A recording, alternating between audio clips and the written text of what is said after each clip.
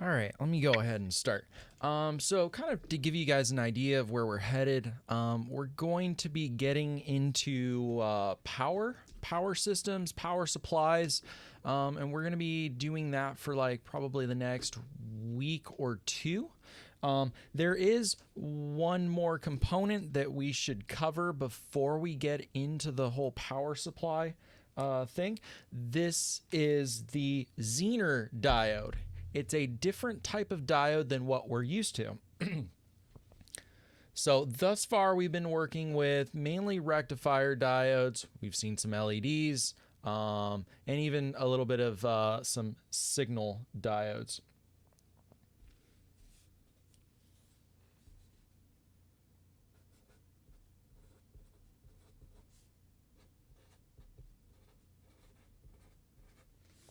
Now, Zener diodes are a little bit of a different beast altogether. The schematic symbol for them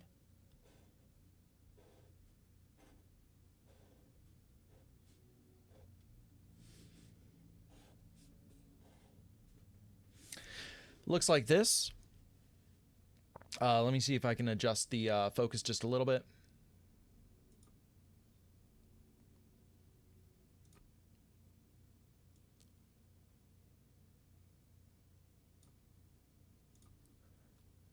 There, that's a little better.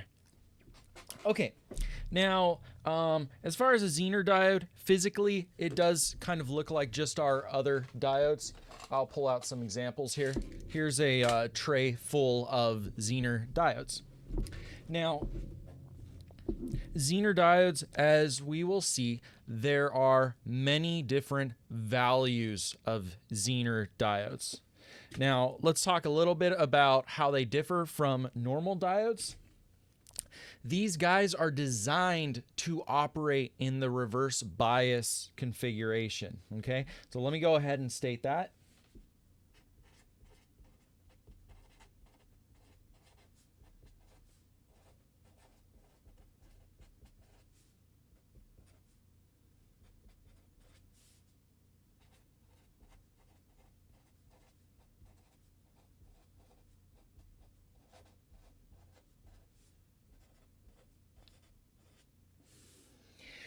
Now, when we reverse bias a Zener, there is another characteristic that takes over at this point. We call it the Zener voltage.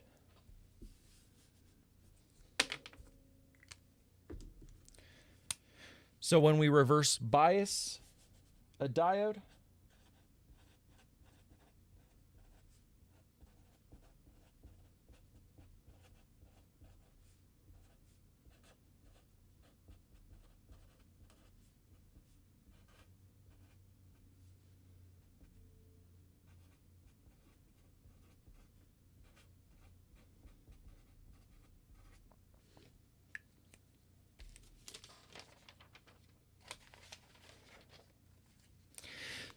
so like I said, we can buy many different types of values for our Zener diodes. So let me go ahead and list just a few common ones.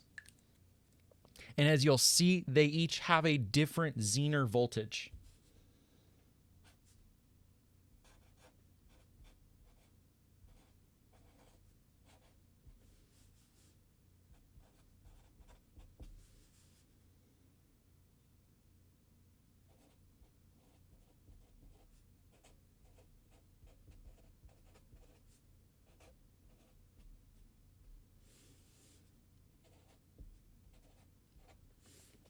So if we're looking at, say, like a 1N4728, that's one type of Zener diode that we could buy.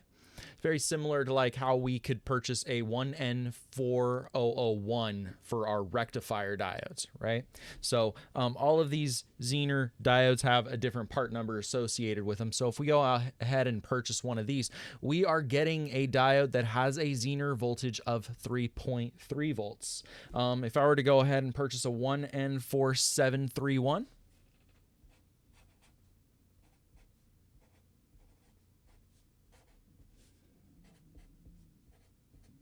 we would be getting a Zener voltage of 4.7 volts, and kind of so forth.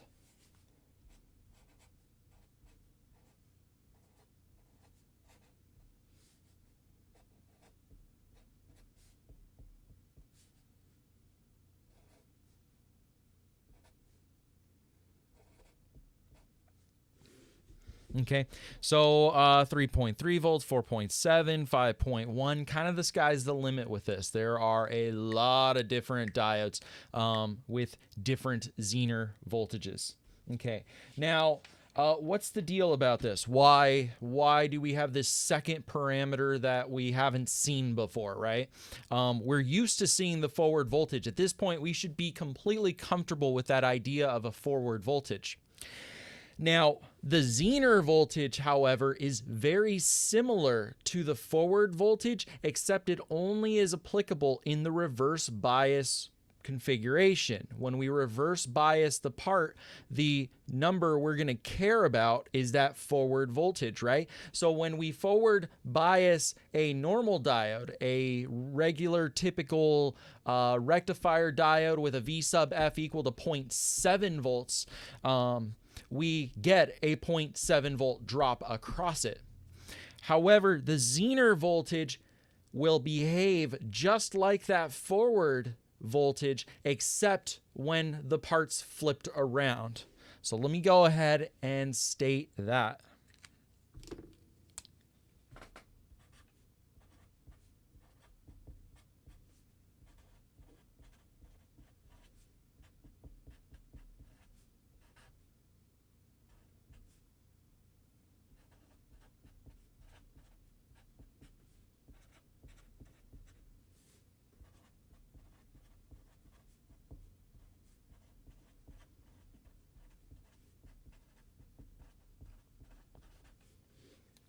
Okay, so let's go ahead and let's set something up.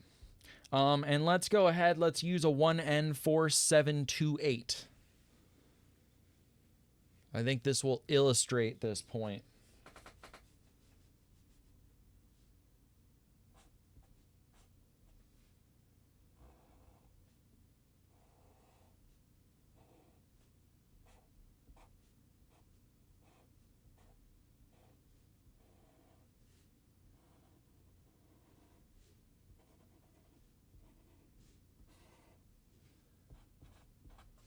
Okay, so I'm going to apply 10 volts to this Zener diode, and notice that this Zener diode is reverse biased right now, right? Okay, he's not forward biased, he's reverse biased. And so when the Zener diode is reverse biased, the parameter we care about is V sub Z. And for this part, let's call this a 1N4728A. And he's got a nominal V sub Z equal to 3.3 volts. Okay, now again, if the Zener voltage for a Zener diode in the reverse bias orientation is behaving like V sub F, as long as we exceed V sub Z with our applied voltage, we will get this voltage drop across the Zener diode, and it will be conducting. So in this case, even though this is reverse biased, it's conducting.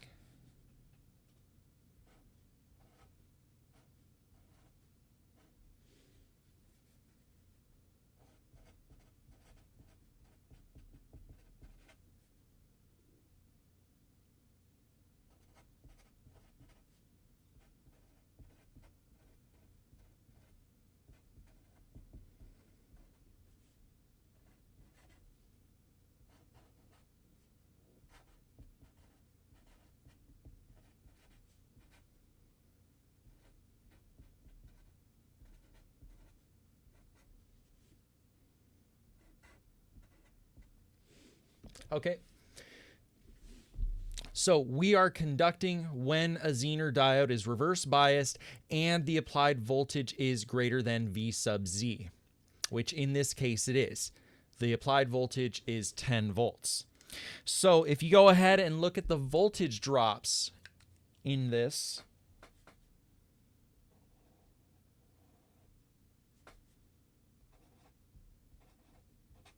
we get a 3.3 volt drop across our zener, and all remaining voltage will be dropped across the resistor. So you can see this is actually very similar to a normal diode when it's forward biased.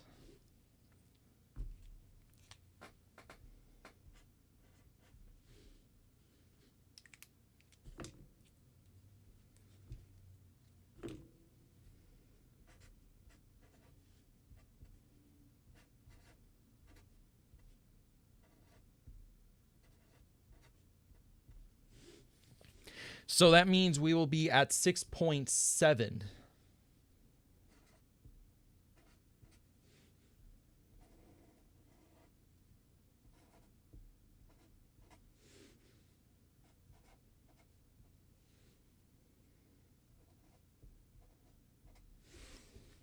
Okay, so current goes through on this diode. Yes, absolutely. Current is flowing through this even though it's reverse biased. So what they've actually done is, if you remember from our previous lecture where we went over a little bit of that semiconductor physics, we kind of looked as an introduction into what's happening at the silicon level.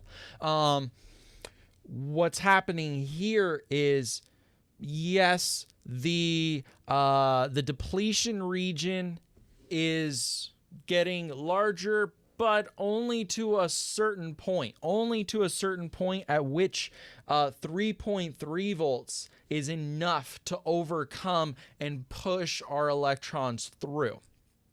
Okay, so you can almost think of it as like a poorly constructed diode.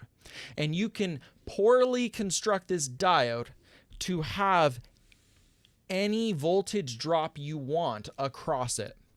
And this actually ends up being a very useful feature and a very useful component in several different applications. It is one of our kind of basic components that gets used a lot. Okay, so keep in mind, it conducts when it's reverse biased and the voltage exceeds V sub Z. Now, if the voltage here was less than 3.3 volts, let's say it was 2 volts, then our diode would not be conducting. Okay, so V sub S must exceed V sub Z.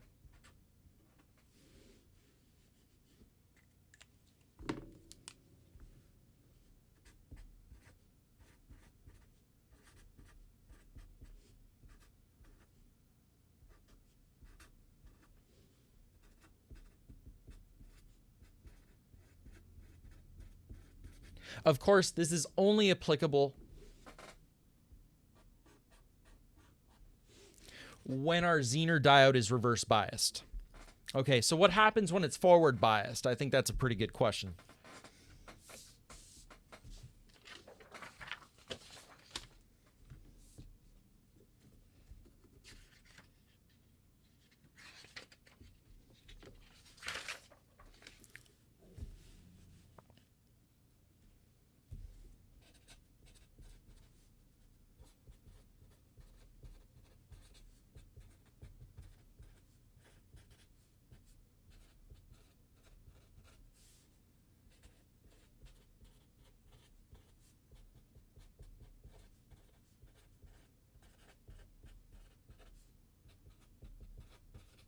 Okay, when we're forward biased, our Zener is actually just going to behave like a regular diode. So if we were to set up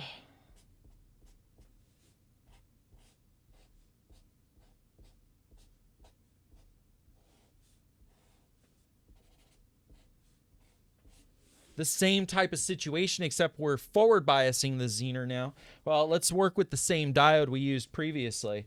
V sub Z equal to 3.3 volts.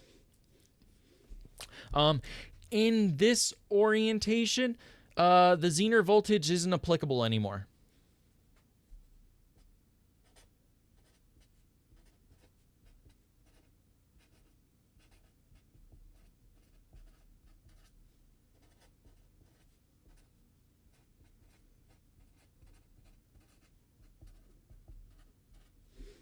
Okay, so if we're forward biased, the Zener voltage doesn't matter. What matters is the forward voltage. And the forward voltage for this guy is the same as a regular diode.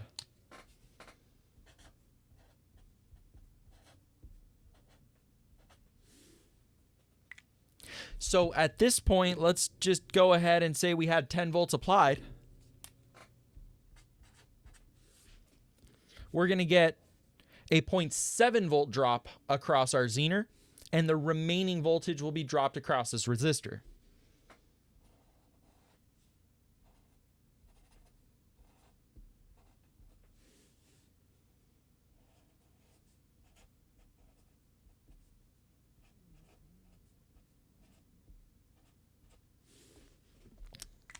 Now, 9.3 volts. Now, the forward voltage is a little different than the 0.7 volts from our regular diode. I'm just going to approximate it to be exactly like our regular diode because it's just going to make life a little easier. V sub F for a typical Zener tends to be a little higher. I'm talking like 0.8, 0.9. But as you've seen, that forward voltage can fluctuate a little bit depending on its operating conditions. But for the sake of simplicity and you know, working with this component, this new component on the whiteboard, we're just going to treat it as though it's got a regular forward voltage of 0.7 volts, just like all of our other diodes. Okay. So in this case, is it conducting? Yeah, absolutely. This is conducting. We have 0.7 volts across it. We have current flowing through it. All remaining voltage dropped across our resistor. And there's really nothing special about it in the forward bias case. That's why I said earlier, kind of designed to operate in this reverse breakdown mode.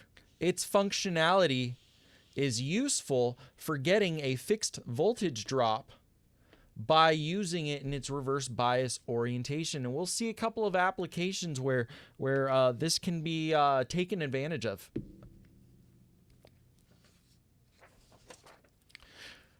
Okay, so I want to move on to Zener diode with a couple of AC circuits because I think you can really kind of see the behavior of a Zener when we apply some AC to it. Do I have any questions thus far? Is everyone comfortable with this idea here? Let me know.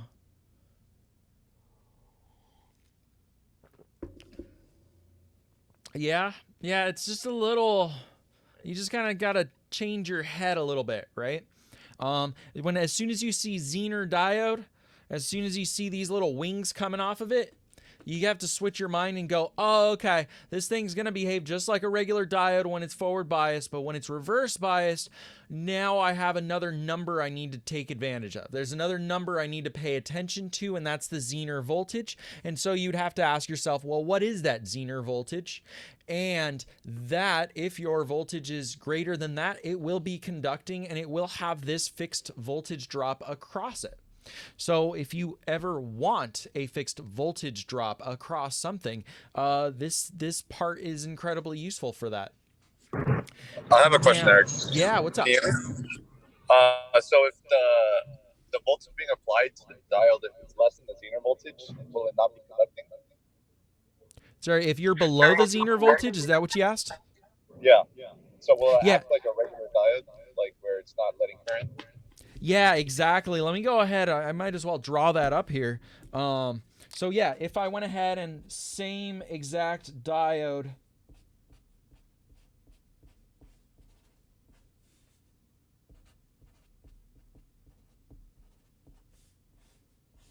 and let's say we're applying like 2 volts.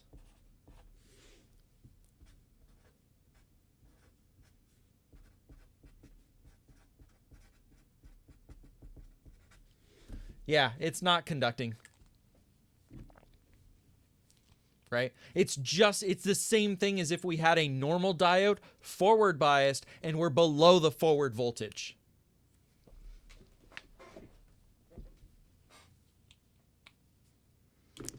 Did that answer? Did that answer your question? Yeah, I did. Thank you. Sweet, cool. Any other things to clarify before we stick this as in an AC circuit?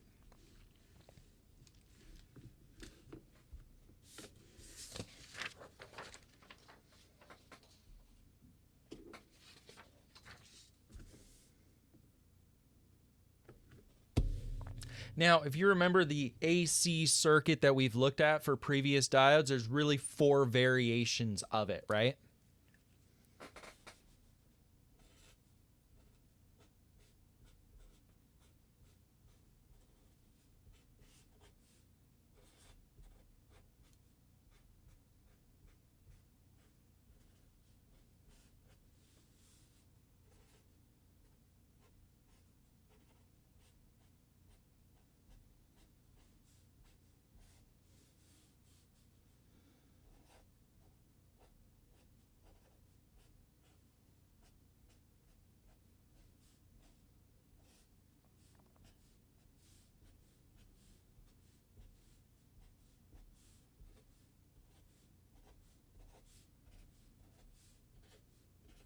Okay, so these are kind of the 4 variations of diode in AC circuits that we've seen. And we know how to solve all of these. And in fact, in the lab, we're going to actually do this on a breadboard and look at it under the scope. But I'm going to pick 2 of these to do with a Zener diode, and then the remaining 2 I'll leave to you guys to figure out. There's actually a little homework sheet, not that I'm collecting it, but on the website. So there's some essentially some practice problems on there that you should take a look at. Definitely, hopefully now. Don't just leave it till the night before the exam or anything like that. It'd be hard to get up to speed with all of that, at the last minute. But I do have a worksheet with all the variations of these diode AC circuits so that you can get, practice with that from the website. But let's go ahead and let's pick one of these and shove a Zener diode in there.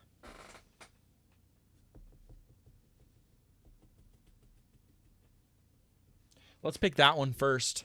Okay, and I'm just going to put a Zener diode in there, and we'll pick a different value here for the Zener voltage.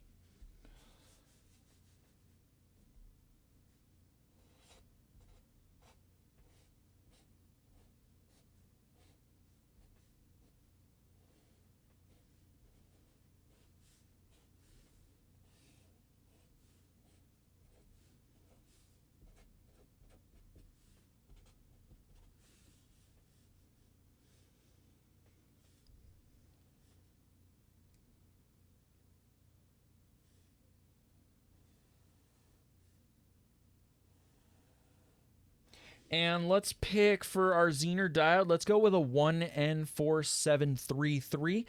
Just an FYI, you don't have to memorize these part numbers and the Zener voltage associated with it. On an exam, I would give it as just the Zener voltage of 4.7, 3.3, whatever the Zener voltage is. I would just give that as a number.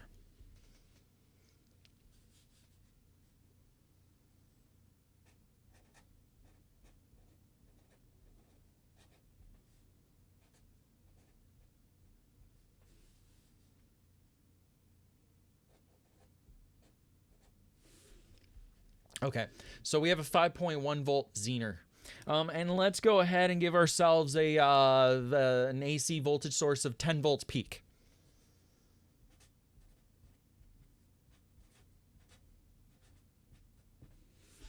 Okay, so first thing we want to do, let's go ahead and graph out like 1.5 cycles of our AC voltage.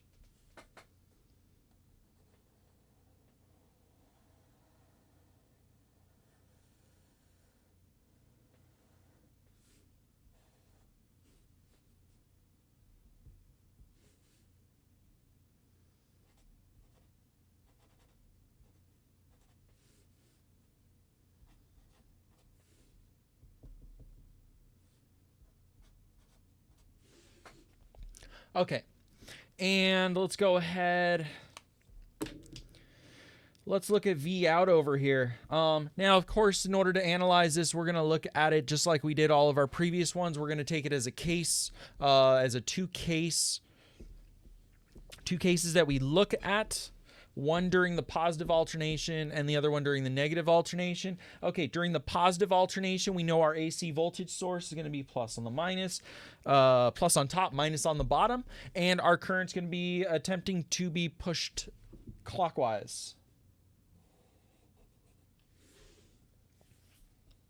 Okay, so what happens here? Well, it's forward biased, so at this point, the Zener voltage, we're not even using that during the positive alternation. During the positive alternation, it's the V sub F that we care about.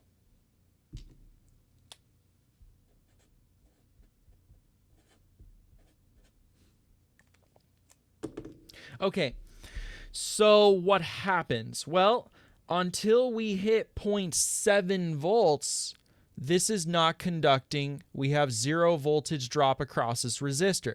So remember, V out is essentially equal to the voltage drop across this resistor. You can probably hear my phone in the background with all the marketing calls I'm getting. I've gotten 2 this morning thus far.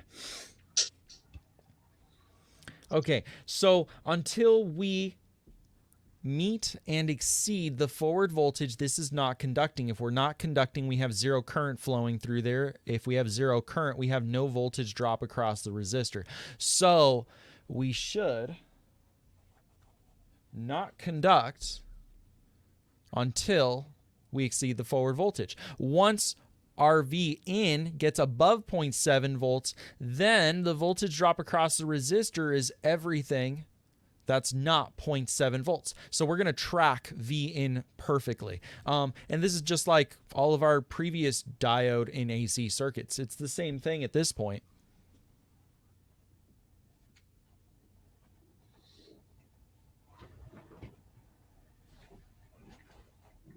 Okay, so we're going to go ahead and we're going to reach a peak voltage of 10 volts minus 0.7 volts, so 9.3.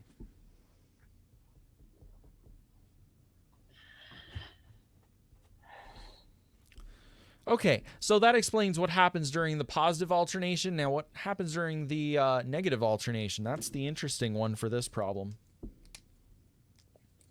Okay, I'm going to try and, let's see, squeeze this in right underneath.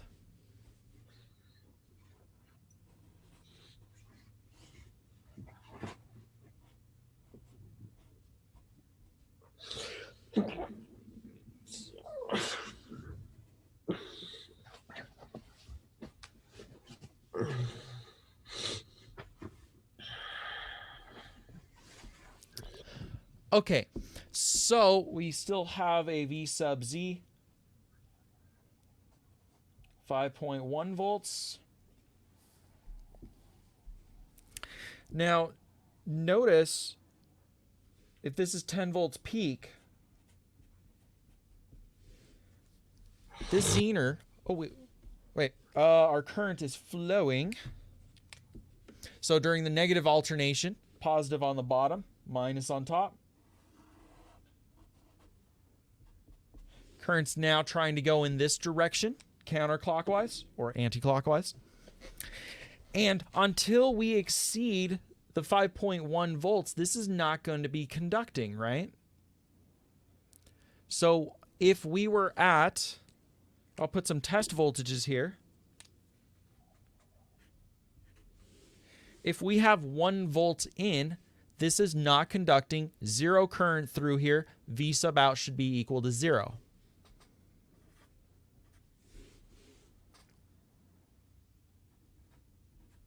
If we're at 3 volts, we're still below the Zener voltage. This Zener is not conducting. We have 0 current flowing through this, hence V out must be equal to 0.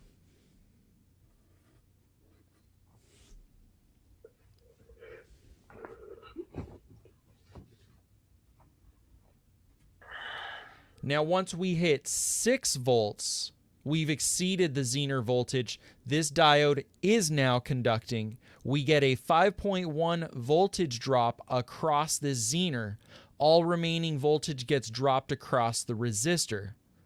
So now V sub R, or V out, they're both the same thing, is going to be equal to whatever voltage is applied, 6 volts for right now, minus 5.1. So we're going to get a V out of 0.9 volts.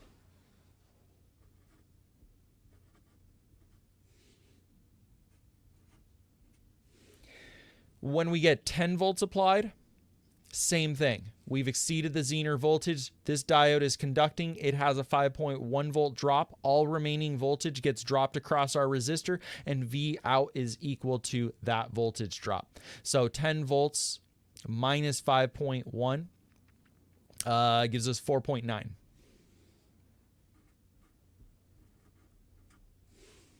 Okay, so what does that look like on the graph? Well,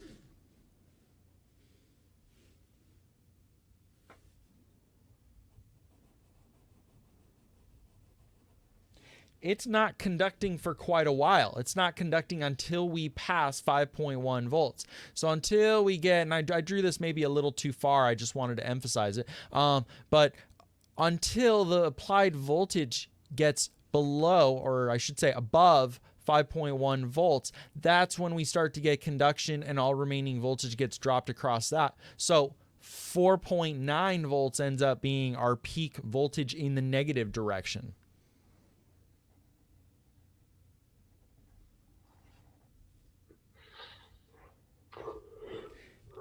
And then the same thing.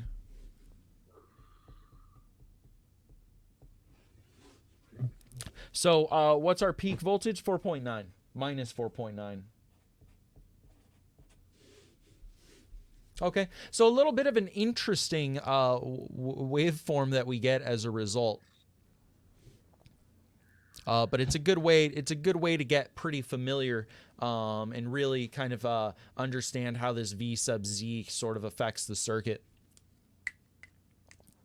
Okay. Any questions about this one before I go on to the other circuit? Like I said, I'm going to do 2 examples, and then we need to get to power supplies. Are we going to go over what these are used for? Yeah, I'll do a couple of applications with these. You can actually use them for quite a bit. You can use them for like suppressing noise. You can use it to create a different threshold of a voltage to exceed before, say, something takes an input. So you can use it for like making something more immune to noise. You can actually use it for regulating voltages. There's lots of cool applications for these. Being able to select a device that gives you a fixed voltage drop is pretty cool.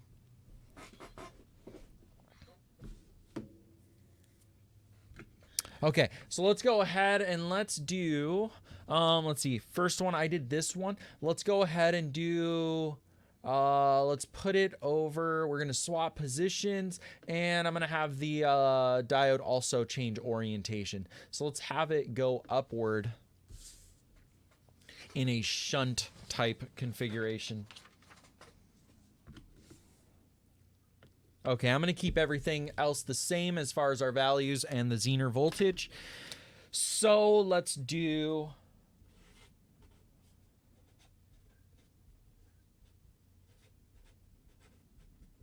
10 volt peak AC voltage applied.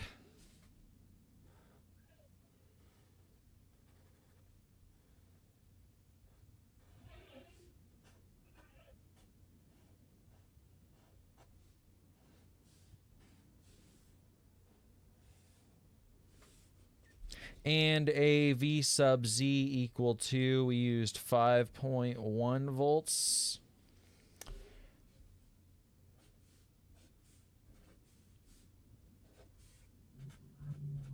V out and V in.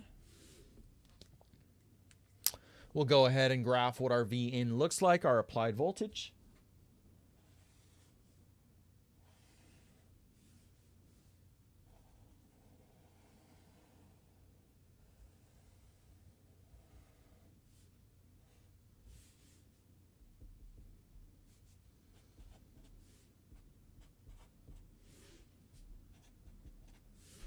Cool. Okay. So that's our applied voltage. So again, we'll do the same type of analysis. Let's look at what it does during the positive alternation followed by the negative alternation. During the positive alternation, we expect positive on the top, minus on the bottom, and our current to be flowing in this direction. And since our current is flowing in this direction, it's reverse biased. And since it's reverse biased, the number we're going to care about is this V sub Z.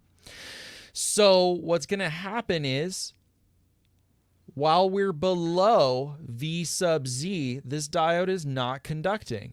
Okay? So while below 5.1, we can expect this to behave like an open. Now, remember, if this is behaving like it's open,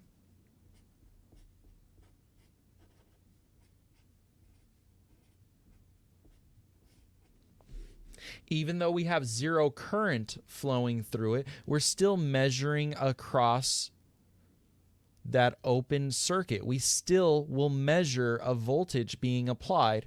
We get zero voltage drop through this resistor, or I should say, we have zero current flowing through the resistor, hence Ohm's law tells us we have zero voltage drop across this resistor, but we will measure, if this is 4 volts, we're going to measure 4 volts over here. If we measure, if we apply 2 volts, we're going to see 2 volts between these two terminals.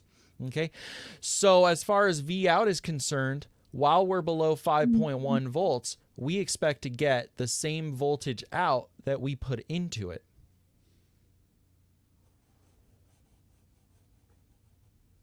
So until about the halfway mark, V out is equal to V in.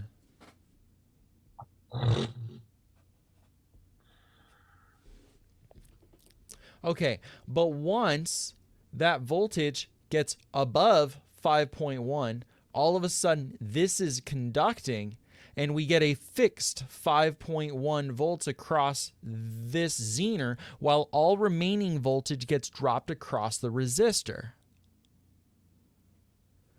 So essentially, we're going to flatline at 5.1 volts because we're going to always get that Zener voltage drop across here once the applied voltage is above the Zener voltage.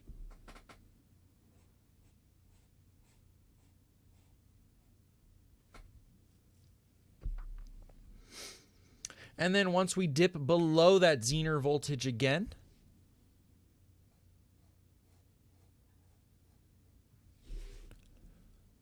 then we'll follow V in right back down to 0. Okay, so that takes care of the positive alternation. We basically just clamped at 5.1 volts. We just got up to this value and stayed there. But once we get into the negative alternation, V sub Z is not going to be applicable anymore. It's going to be V sub F, because now the current's going to be flowing in the other direction, and so the diode will be forward biased. So let's go ahead, let's draw that.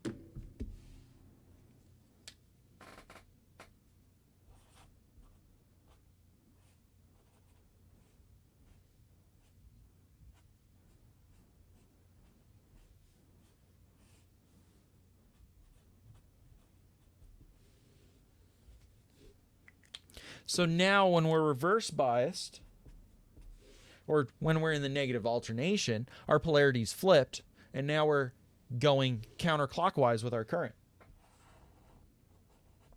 This Zener's now forward biased, so what we care about is V sub F is equal to 0.7 volts. And if we're below 0.7 volts, then we won't be conducting, right?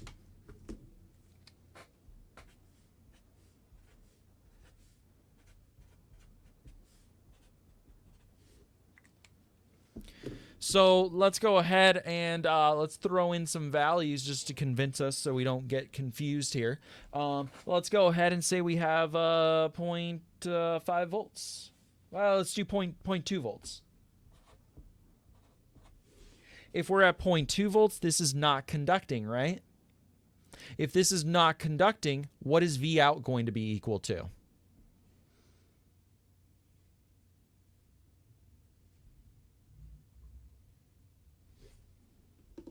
If we have 0.2 volts applied and our diode is not conducting because we're below V sub F, what should we get for V out? I'm going to draw this again.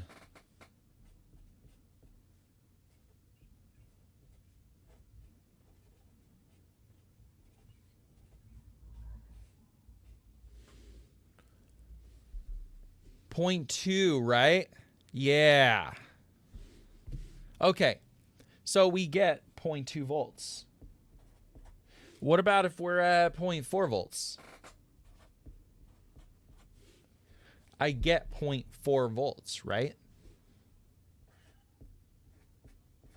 So until we exceed that 0.7 volt drop, we're going to always have the same. V out is going to equal V in. Okay, let's go ahead and let's increase this voltage that we have applied.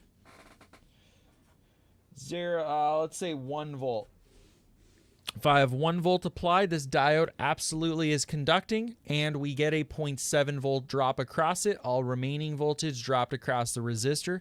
So V out should be equal to 0.7 volts. What about if we're at 5 volts? Same thing. All remaining voltage, 4.3 volts, gets dropped across this resistor, and 0.7 volts dropped across the Zener.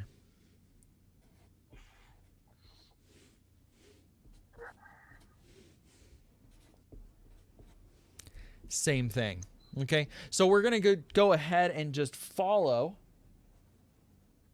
until we hit 0.7 volts.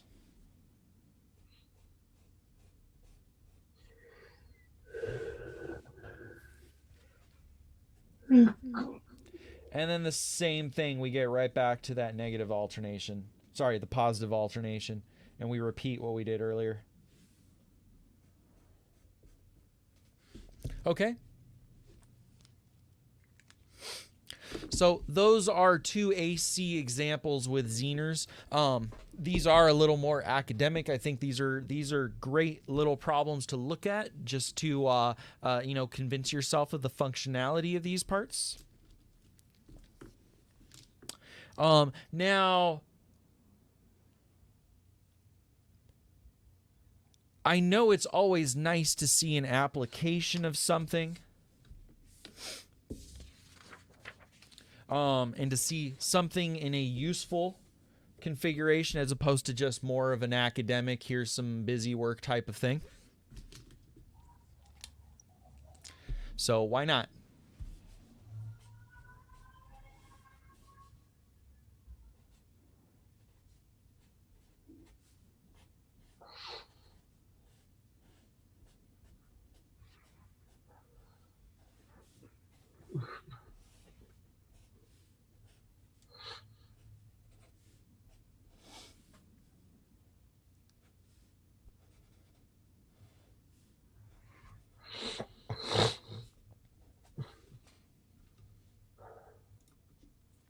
Okay, so let's look at this. And I'm saying that this voltage source could be 7 volts, it could be 12 volts, right? That's what I'm saying here. Now, why would I say something like that? Isn't a constant voltage source always a constant voltage? Kind of. Where do we usually get these constant voltage sources in, like, say, our projects? What usually is acting like this? The bench power? Sure, a benchtop power supply, that's one option. When you sell a product, when you purchase a cell phone, do you get a benchtop power supply that comes with your Apple phone, your iPhone? Batteries, right? Yeah, that's exactly that. That's where I was trying to head with this. Yeah, battery. So now, Is a battery a constant voltage source? A AA battery. Do I have one lying around? AA batteries are 1.5 volts. Are they always 1.5 volts, or does that change? Changes over time. Battery is not a constant voltage. No way. That voltage goes down the more you use a battery. If you want to know by how much, look at the discharge curve.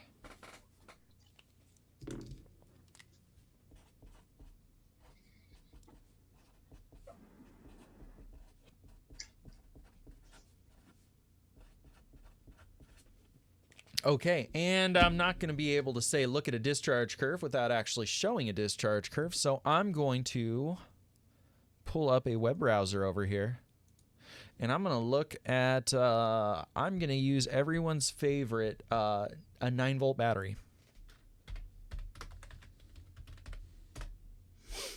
You'll find out in a couple of weeks why I say it's everyone's favorite, and I'll also show you in a couple of weeks why it's not a good idea, but let's look at a 9-volt battery discharge curve. Images. Here we go.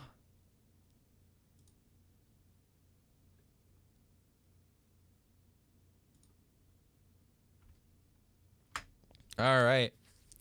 That 9-volt battery, it starts off life at about 9 volts. That's for certain.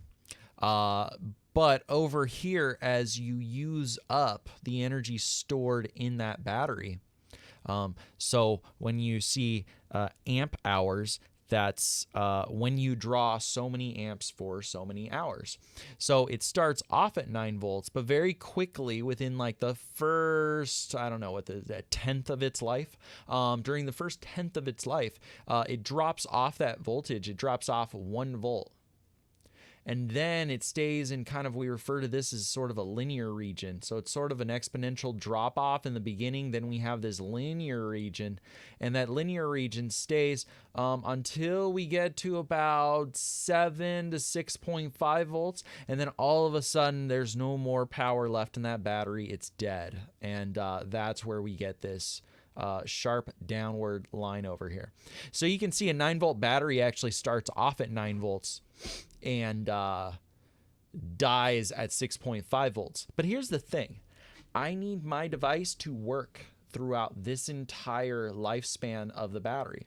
If my device only works when my battery is between 8 and 9 volts, I'm going to have a very terrible product. It's going to die when the battery has only used a tenth of its life. I need my stuff to work throughout the entire lifespan of the battery if I want, you know, a user to not be annoyed that I got to replace a battery every 5 minutes of this thing working, right? So then you gotta ask the question, how do I maintain a constant voltage? Right? So we actually refer to this as unregulated power. Unregulated because its voltage actually changes. Okay, so let me go back to the whiteboard over here, and let's just say unregulated.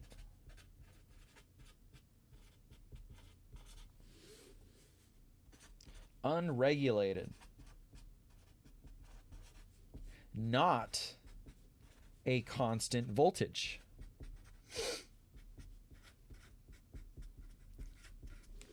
So it'd be nice if our batteries were a constant voltage source, but they're not.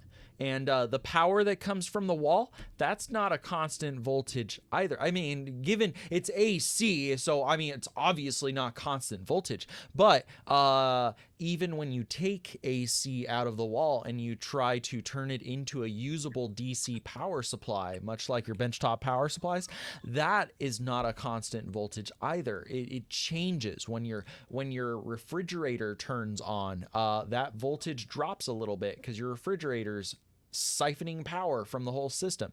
Same thing when your AC kicks on, or your lights turn on, right? Anyone live in a house where when your AC kicks on, the lights just all of a sudden like dim for a moment? I do. Yeah, right? So that is unregulated power. It's not a constant voltage source. So we refer to these as unregulated. Now, over here, I'm just going to go ahead and say we have a 7 to 12 volt unregulated power supply. It may be 7 volts, it may be 8 volts, it may be 12 volts. It could be a battery that goes. I don't know a battery in real life that actually goes from 12, starts off at 12 volts and then goes down to 7. I can think maybe a couple examples, but they're a little obscure. But either way, let's just say we don't have a constant voltage source and it's somewhere between 7 to 12 volts. Let's take a Zener diode that has a V sub Z of, let's say 5.1 volts.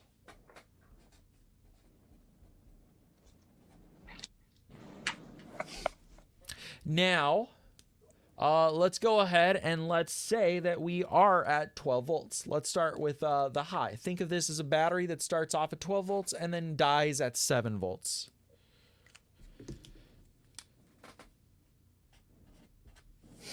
So if I have 12 volts over here, is the Zener forward or reverse biased? It's reverse biased. If it's reverse biased, is it the forward voltage or the Zener voltage we care about? It's the Zener voltage, right? So have we exceeded the Zener voltage? Absolutely. 12 volts is much larger than 5.1 volts. So is the Zener conducting or is it not conducting? Conducting. Yeah, it's conducting, right?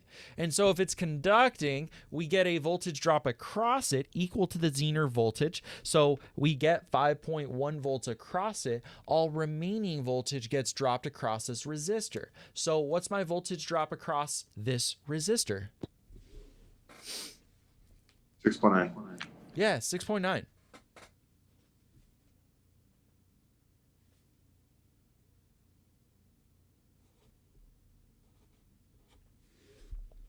What's my voltage drop across the load? Across RL? It's a stand-in. The load resistance is just a stand-in for any device we would like to power. So what's my voltage drop across the load? You're going to have to dig deep into your 211 memory bank for this one.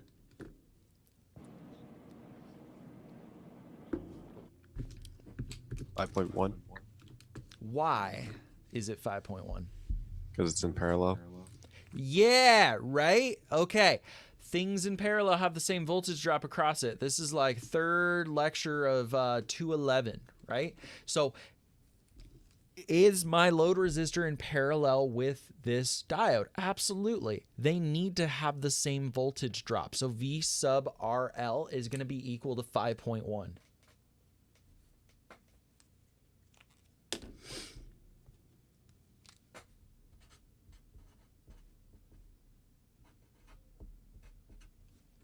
Okay, now that was for the case of 12 volts. I'm going to switch up colors over here. We're going to do the same thing for the case of 7 volts.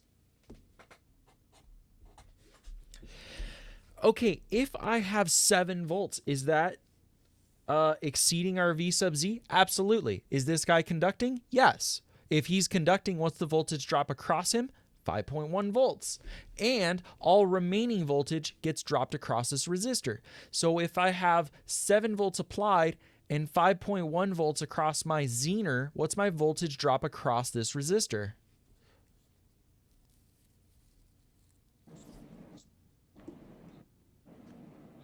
1.9, right? Yeah, exactly. 1.9 volts. What's my voltage drop across that resistor? Across the load? 5.1. Still 5.1. Wait a second. You're telling me that regardless of what voltage I have coming in here, as long as it's greater than 5.1 volts, I will get 5.1 volts across this resistor? That's crazy, right? That's awesome. Okay, so this side's unregulated. We just made regulated power over here.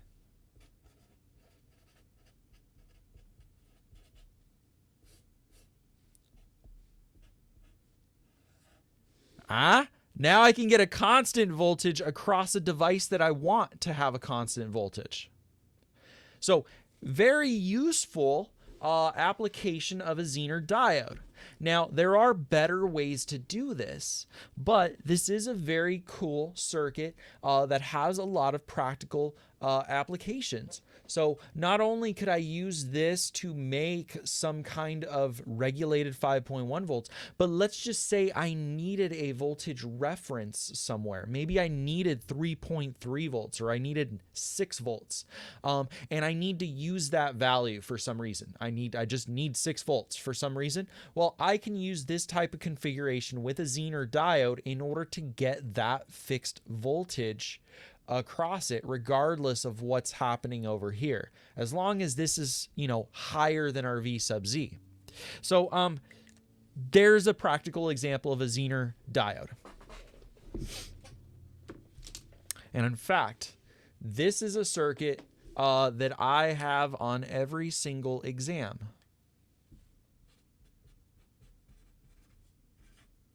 Exam question. Okay, and on top of that, so I ask for a few things. V, I, P for all components. So you can make up these problems you want all day long. You can stick 1K in here. You can stick 500 ohms. You can put this at 100 ohms, 200 ohms, whatever you want. All combinations of that. You can change V sub Z. It can be 3.3 volts, 3.4 volts, 5.10 volts. It doesn't even need to be a real Zener diode. It could just be any value for the Zener voltage that you want. I can ask for current going through this resistor, current going through this diode, current going through this resistor, power dissipation for all of these. And all I have to do is give a couple of values here. Okay, so great exam question. So yeah, make up some of your own problems and practice that, because 100% guaranteed that this will be on the exam in the future. Professor, speaking of other the exam, things that are, sorry, give me 1 second. Other things that's guaranteed, these 4 circuits are guaranteed on the exam with 1N4001s and Zeners. Okay, so 8 possible different questions there and some different questions there. Sorry, you had a question. Was that George? Yeah, I was just wondering if there's any past exams on the website or if you were going to put something. Yeah, what's on the website right now? Don't I have something? Let me check. Yeah, you have the first exam for 311. Like a practice. Okay, so there's already a practice exam up there. Okay, cool. Cool. All right, thank you. Yeah. Okay, so are there any other questions about this? Otherwise, we have some stuff to do in lab for sure. Okay, so I don't mind ending just a little early. Let's see. Yeah, and let's take a 10-minute break. We will be back here at 9:15, and at that point, I will run through the testing portion, the actual oscilloscope usage and function generator for our lab. And I think we'll be doing this lab and next lab. Okay.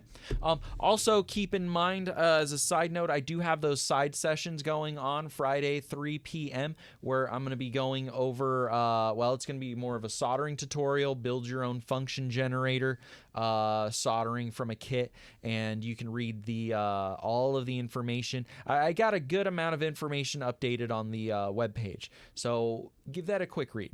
But yeah, I will be having those sessions, the pro bono for free sessions Friday 3 p.m. for building that sub $100 electronics workbench. I think I actually got it at about like 85, 90 bucks now. So that's kind of cool. Okay, so we'll be back at 9:15, and I will see you guys in a bit. Okay, so for lab, we're going to go ahead and we're going to recreate this circuit. And we're going to introduce a couple of new pieces of test gear. Now, thus far, all we've really used has been a multimeter. But now we're going to get into function generators and oscilloscopes. Now, let's go ahead and kind of look at what's going on in this circuit. We already understand how to analyze this on the board to a second approximation. But we want to actually see this happening in real life. So we're going to first need a way to recreate that voltage source. And if you notice, that AC voltage source is 1 kilohertz at 6 volts peak to peak. And then we also are going to be measuring the input, and we're going to see that waveform on the oscilloscope.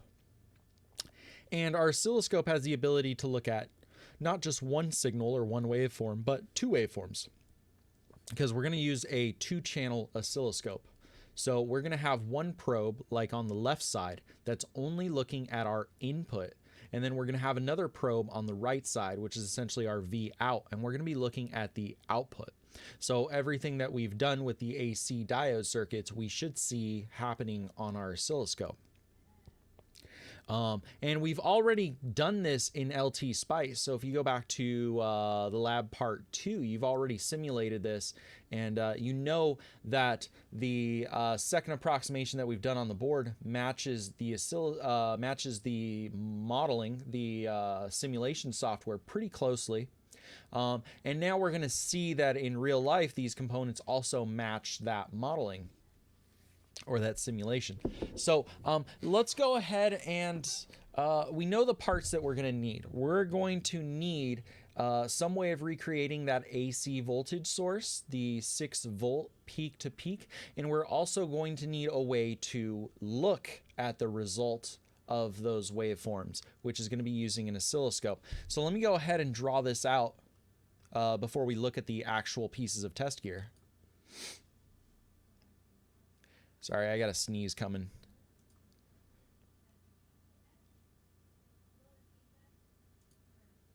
I guess not. Oh, that's terrible when you have a sneeze and it doesn't come out. Okay. So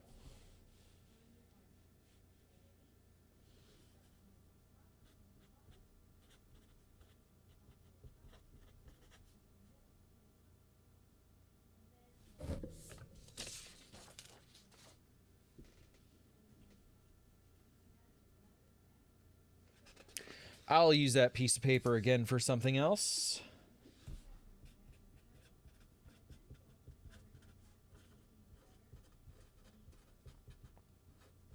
Okay, so what's a function generator? So a function generator is kind of a box that puts out some test waveforms for us.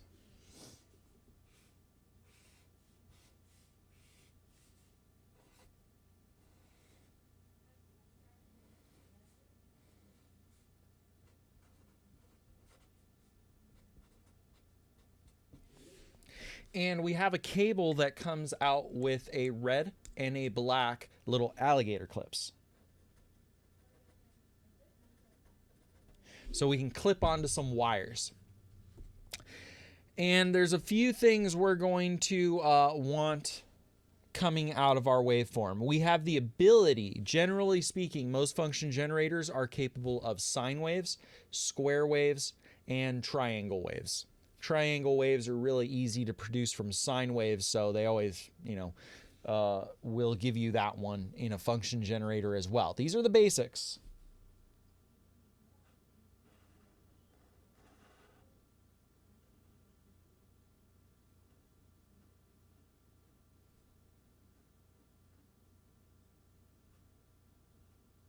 Okay, so we usually have a button that specifies sine, square, or triangle.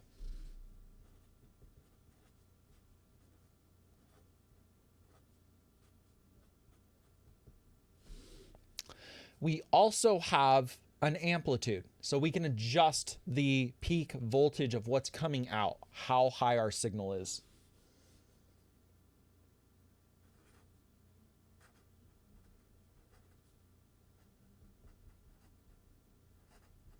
So that's the amplitude knob. We also have another one for the frequency, right? Sine waves have a period associated with them.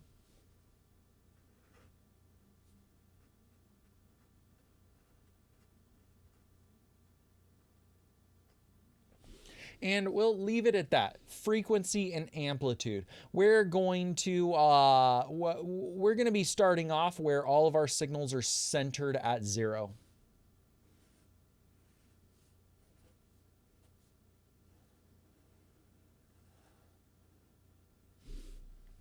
So we want to be able to produce a signal like this, very similar, identical to our AC voltage. Okay, so the function generator is going to be responsible for generating this sine wave. So in other words, our function generator is the AC voltage source.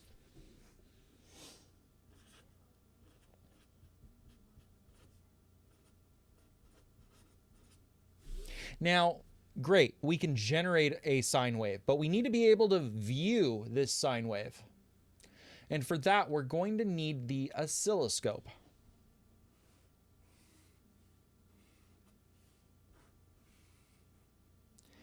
Now, the oscilloscope gives us like a little television screen. And if you're looking at an old analog style oscilloscope, it actually is a cathode ray tube. It's a CRT.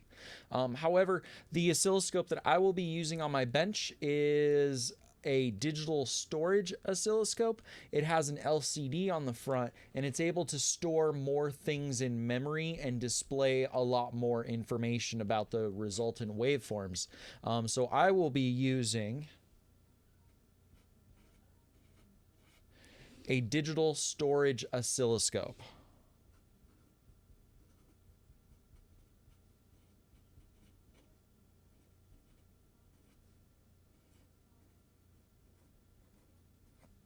Okay. Sometimes you'll see people abbreviate oscilloscope as O-scope. Not my biggest thing to do, but I ran out of paper here, so we're going with O-scope for now. And so what we have is a screen.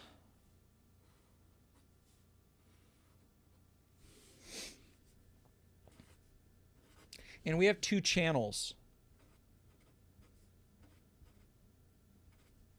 Each channel can show one waveform.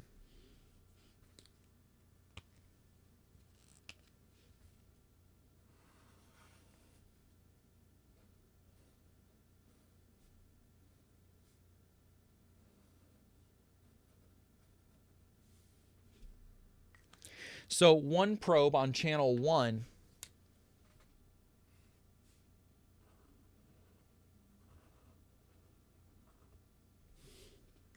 would show us one waveform, and the second channel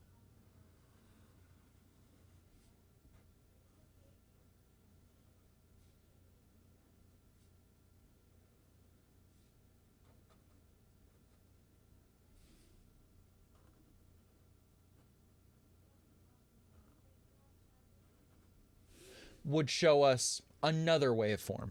So we're going to be using this first probe for V in channel 1, and the second probe we're going to be using to look at V out. Our circuit under test is going to be recreated on a breadboard.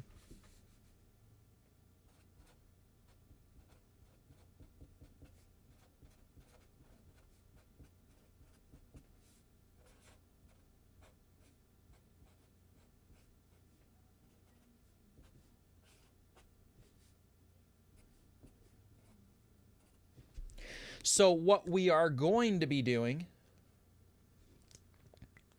is taking our function generator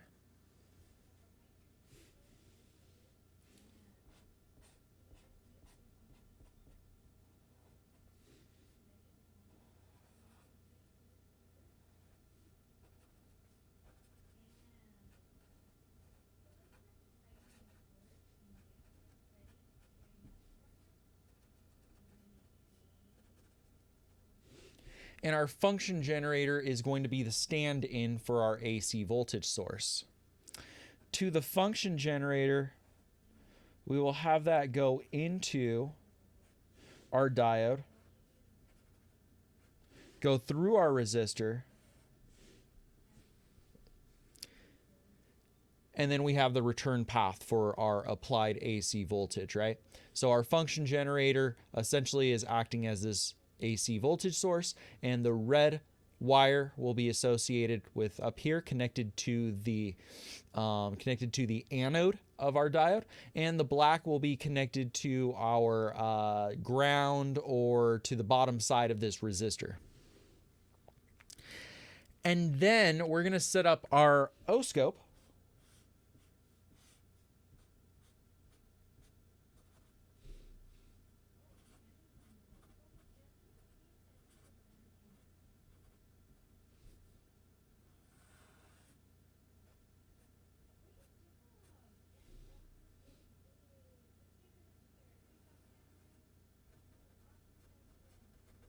And we're going to take the first probe, and the first probe is going to be looking at our applied AC voltage.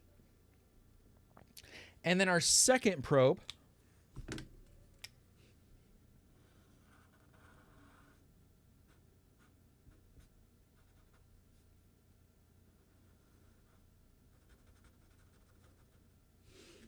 will be looking at the voltage on the output, or our V out.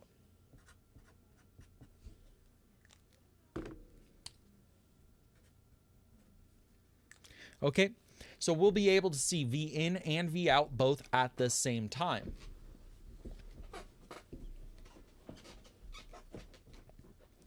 Now, just as kind of a segue into what I'm going to be doing this Friday at 3 p.m.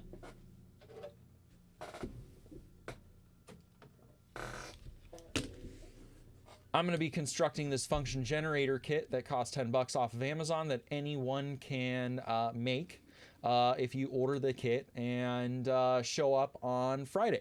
So we will be constructing this guy. We'll be looking at him under the oscilloscope, and we're going to make some modifications to it to make it a little more useful for us in the future.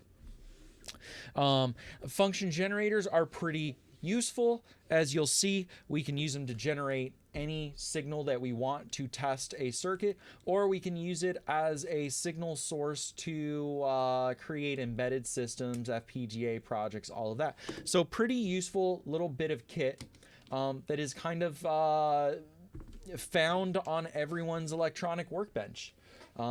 As you'll see, it is pretty useful for generating these signals that we want to test things out. Okay, so this is what we'll be constructing on Friday. However, for today's lab, I'm going to be using my function generator.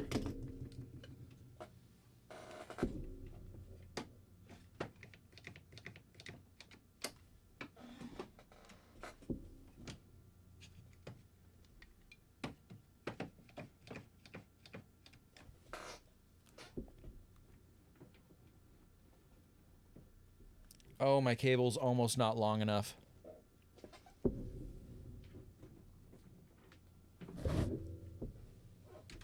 Sorry, if you get motion sick, don't look at my screen.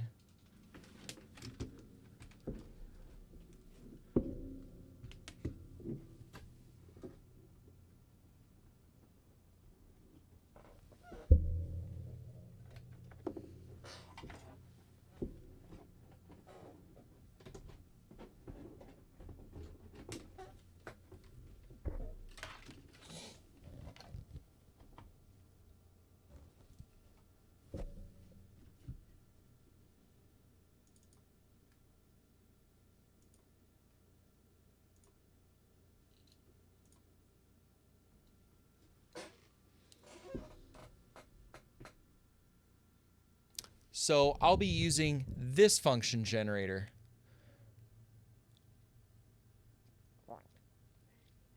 Now, when we go ahead and power it on, and sorry, I'm just going to have to hold my camera. I don't have a tripod yet. I just ordered one.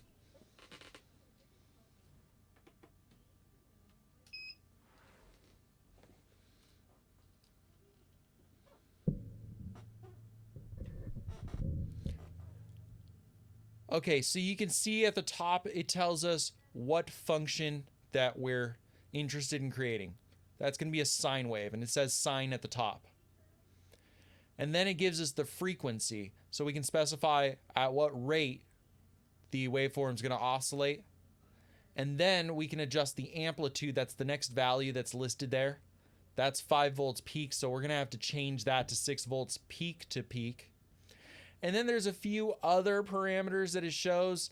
A DC offset, we're not going to worry about that. We're going to leave our waveform centered at 0. And our duty cycle is going to be 50%. So it's just going to be 50% sine wave high and 50% sine wave low. So I'm not going to worry too much about that. What we care about is the waveform function, so sine wave, the frequency, and the voltage. Now, channel 1 right there is where our cable is going to come out of.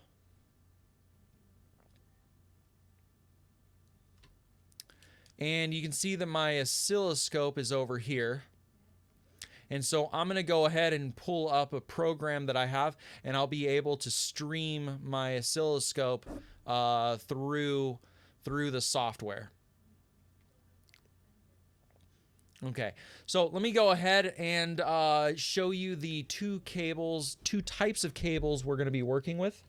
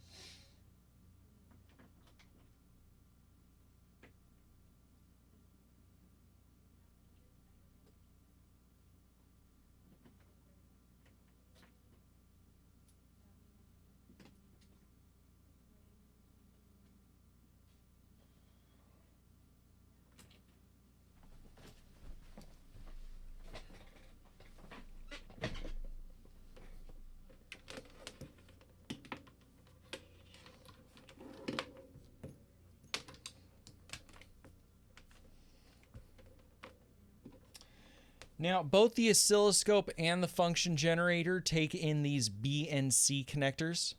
So you can actually plug either one of these cables. I have two cables here. You can plug either one into either device. However, one of that is incorrect. Meaning the cable that we're going to use for the function generator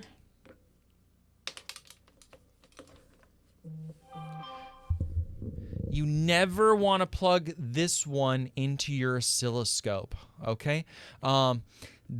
These cables for a professional benchtop oscilloscope will actually damage the oscilloscope. So for an oscilloscope, you should always use a probe. Now, a probe has a little bit of compensation in it, some attenuation, so that the signal that actually goes into your oscilloscope is much lower than what the signal actually is. And that's how you're able to probe larger signals. But for now, let's just say oscilloscope probes are for oscilloscopes. BNC to alligator clips are for function generators, and we're just going to live with that. Never plug a BNC to alligator straight into a benchtop oscilloscope. Okay, so I'm going to go ahead and hook this guy up to the function generator.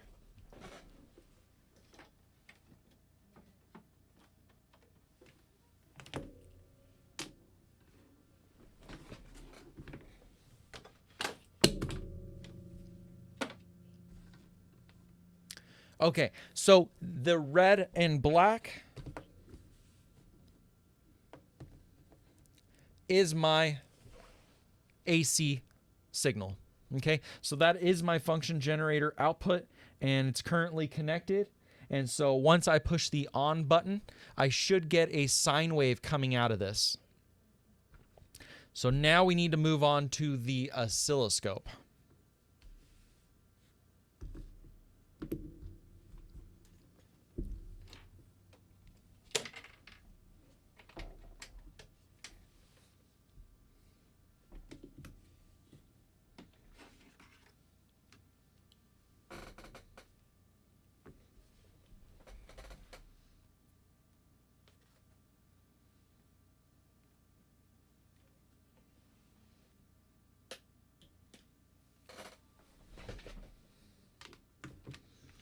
Okay, my oscilloscope comes out to 2 channels, and right now I just have 1 probe set up.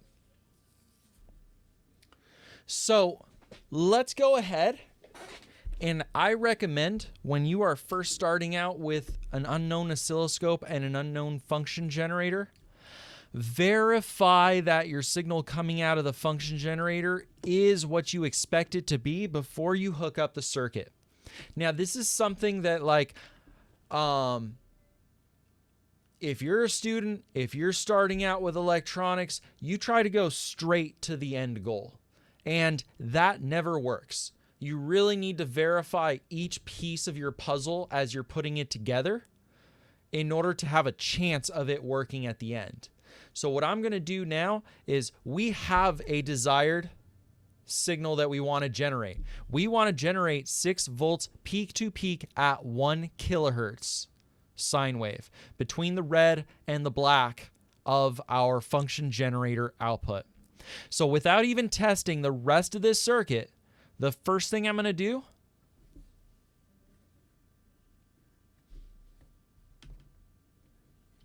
I'm going to probe the output of my function generator. So my oscilloscope is going to be looking at that AC sine wave. Okay. And then we will adjust it to 6 volts peak to peak at 1 kilohertz.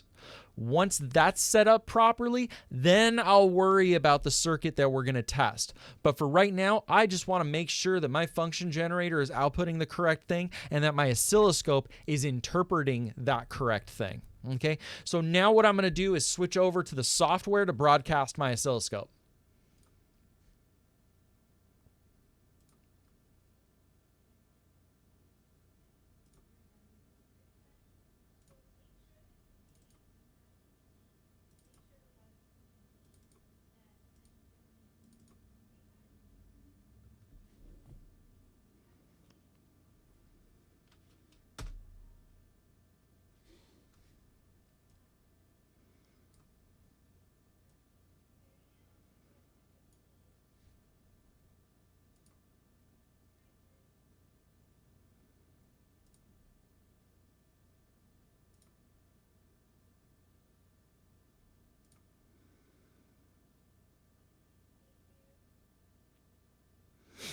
Okay, so this is what's coming out of my oscilloscope right now. Hopefully everyone can see it. Yes, it looks like a lot of cycles on the screen because of a few settings that I need to tweak on my oscilloscope. So first off, let me clean this up and get rid of those cursor measurements that I have on right now. Okay. Minimize this a little bit.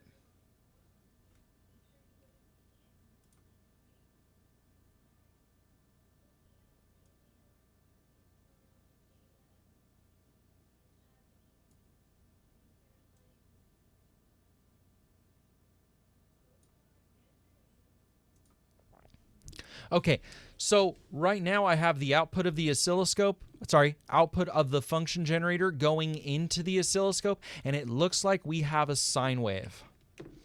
And it looks like there's a frequency calculation. If you look at the lower right-hand side of the oscilloscope screen, you'll see an F followed by a number and a number of hertz.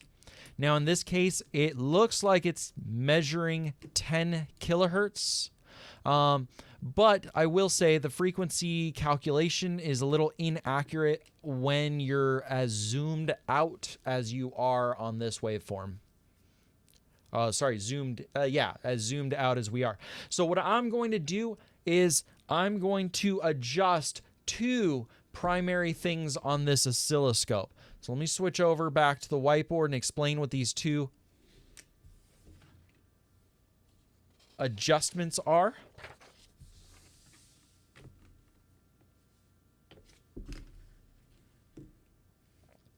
Okay, you can see that my function generator is still plugged into the probe.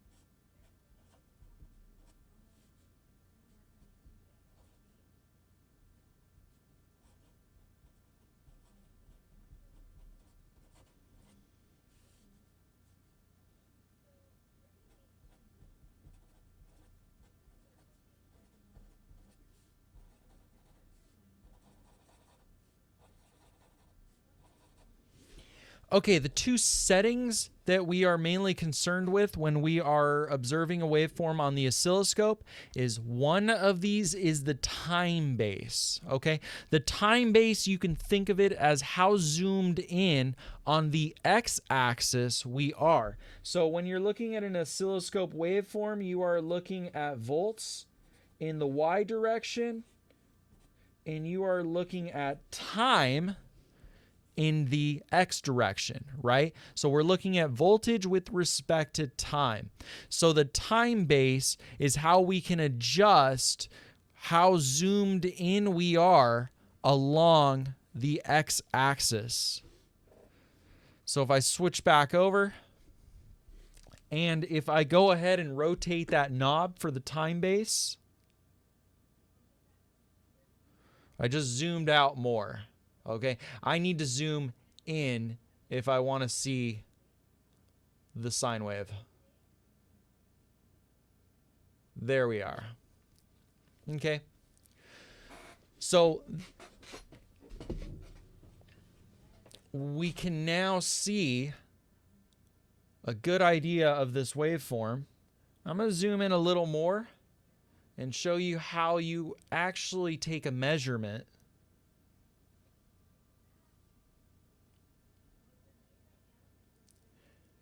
And what I'm going to do is I'm going to position this sine wave so that it crosses at the 0. Okay, center of the screen. Right here. Wait. Right here. Okay. And if you notice, our sine wave, we have these grid or check boxes over here. And the grid tells us the measurement of time. So right down here, 20 microseconds per division. Okay? So each one of these squares represents 20 microseconds of time.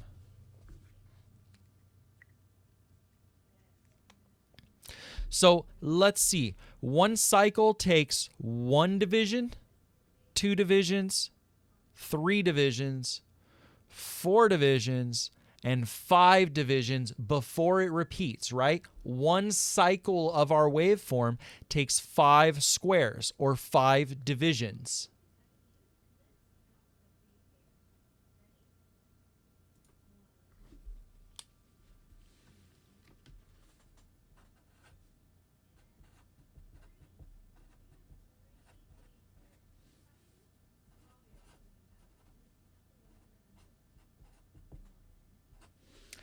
And the setting that I had for my time base was 20 microseconds per division.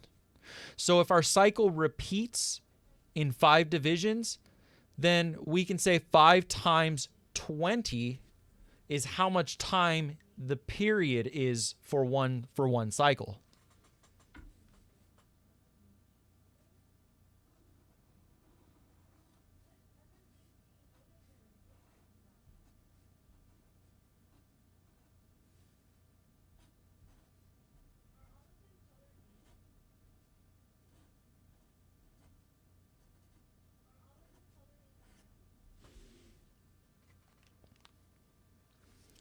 So what is my period?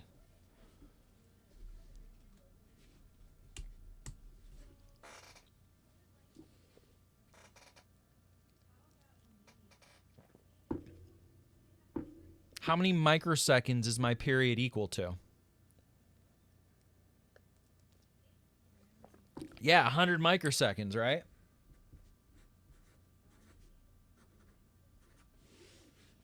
Okay, how do I calculate my frequency from the period?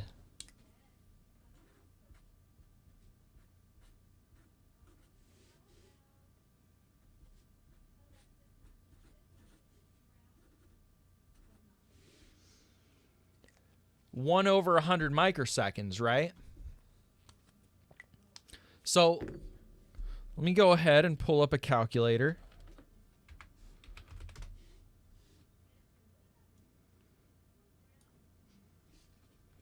One divided by, well, what's 100 microseconds? 0.001 would be 1 millisecond. After milliseconds is going to be microseconds. 0, 100 microseconds, right? 10 to the minus 6. If I go ahead and do 1 divided by 0.0001, 10,000 hertz.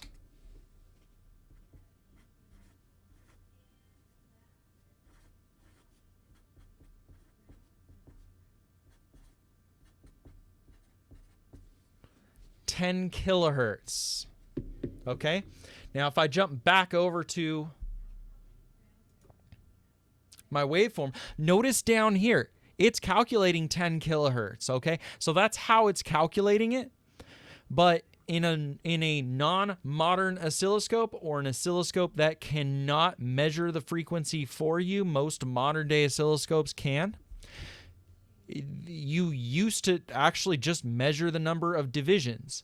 And still, I do that all the time. There are many things where you look at on an oscilloscope where you don't have the luxury of being able to rely on the 10 kilohertz frequency calculation. If you're just looking at a pulse on the screen, or and you want to know how wide that pulse is, you just look at the divisions. The oscilloscope would be incapable of measuring that. So knowing the time per division and being able to calculate like the period of that accordingly, really important, very super useful skill if you're going to use an oscilloscope for anything. Okay, so that looks like that works. Now, what frequency did we want for our lab?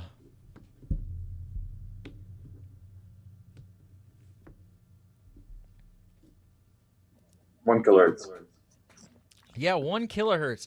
So do I change that on my oscilloscope or my function generator?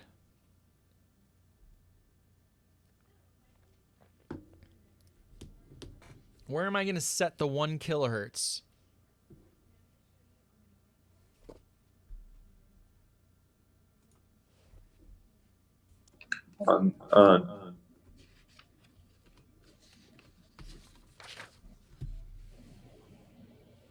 It'd be on the These sound- oscilloscope, no? My oscilloscope's just viewing. It's not setting the frequency. Isn't my function generator the one responsible for generating this? Yeah. Yeah, exactly, right? So it's the function generator I need to set the 1 kilohertz on. So I'm going to go ahead and adjust the frequency on my function generator in order to match 1 kilohertz. Okay? I see these as all possible exam questions, by the way. Okay, so let's go ahead. Let's look at the oscilloscope, and let's change the function generator till our frequency says 1 kilohertz.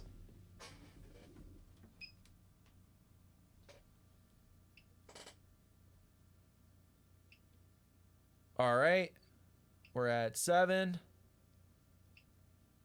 6,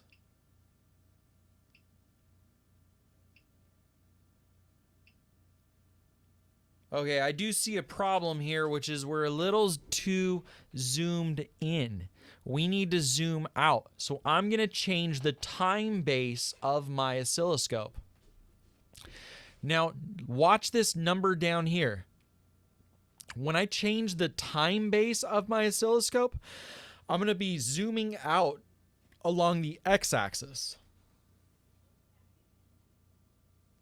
Notice it just changed. Now it's 50 microseconds per division. I'm going to zoom out a little more. 100 microseconds per division. So now each one of these boxes is 100 microseconds. I'm going to zoom out once more. And now each one of these divisions is 200 microseconds per division. Now we're still at 2 kilohertz. So let me bump that down. Okay, we are at 1 kilohertz now. Again, let me look at the time base and let me look at the divisions.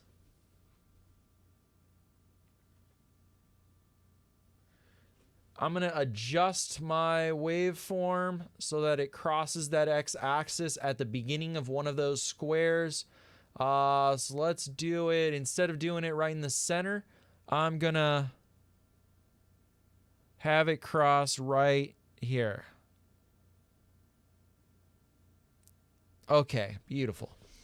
Okay, so now notice our cycle is going to repeat when the waveform completes one full cycle and crosses the x-axis again. It looks like it's going 1 division right here. 2 divisions, 3 divisions, 4 divisions, and again 5 divisions. Okay, so 5 divisions from the start to where the cycle repeats. 5 divisions.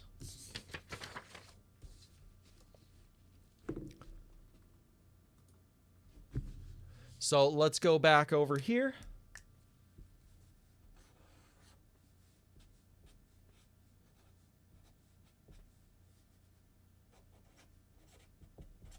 We have 5 divisions. Now, what was our time base set at? Notice it's 200 microseconds.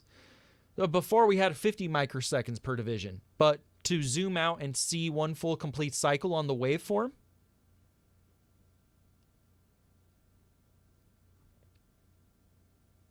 it's going to be 200 microseconds. I just saw that somebody said the divisions are kind of blurry. Shoot.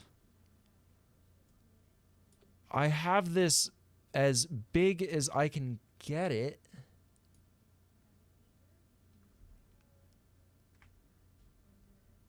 Actually, I can't make that any larger, unfortunately.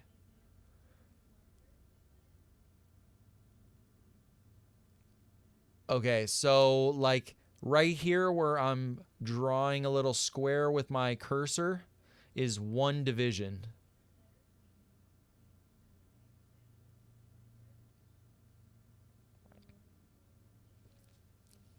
Okay, and so we had 1, 2, 3, 4, 5 divisions before the cycle repeats.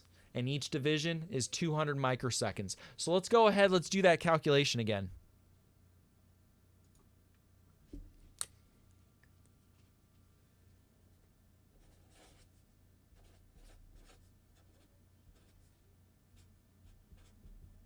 Okay, so 5 divisions at 200 microseconds per division. So 5 times 200.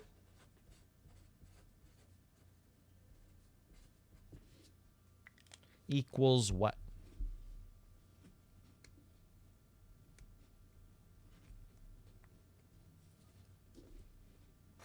How many seconds is that? 5 times 200 microseconds.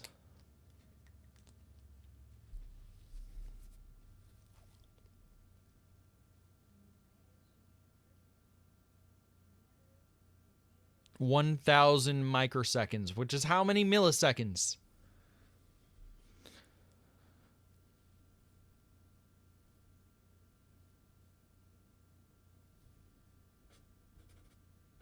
1 millisecond, right?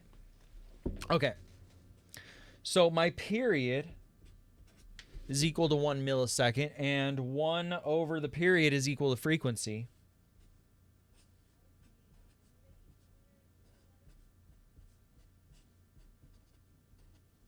So let's go ahead and do that calculation to get how many hertz we are at.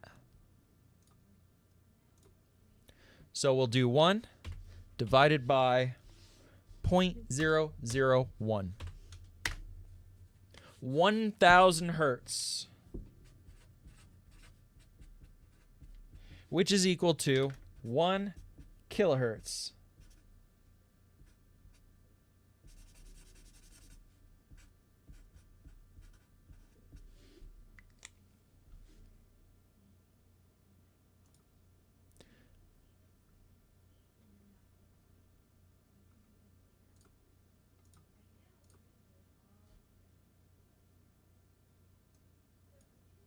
Which is exactly what our oscilloscope calculated.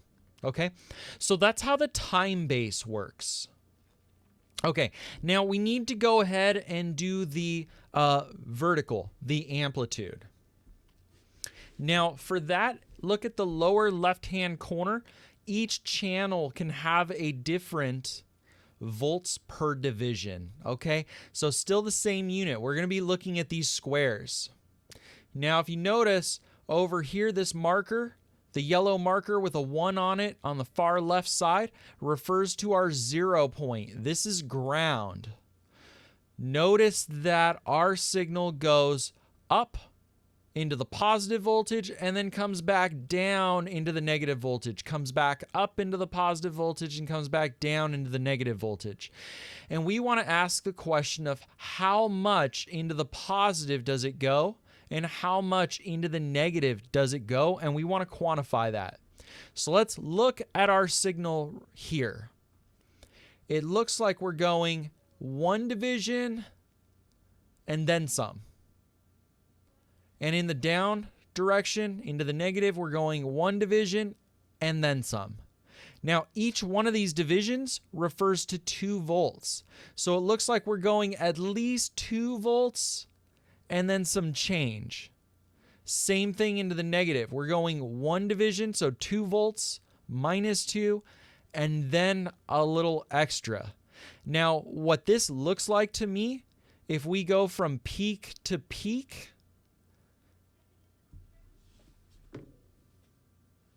if I move the waveform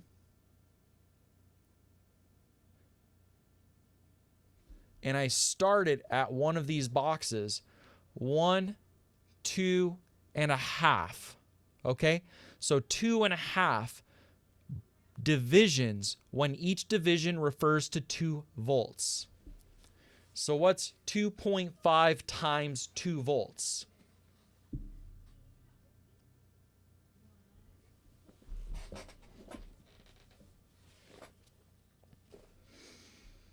.5 divisions times 2 volts. Yeah, it's 5 volts. So this is a 5 volt peak to peak signal.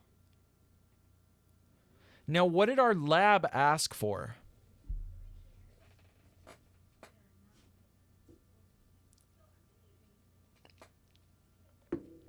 .6 volts peak to peak.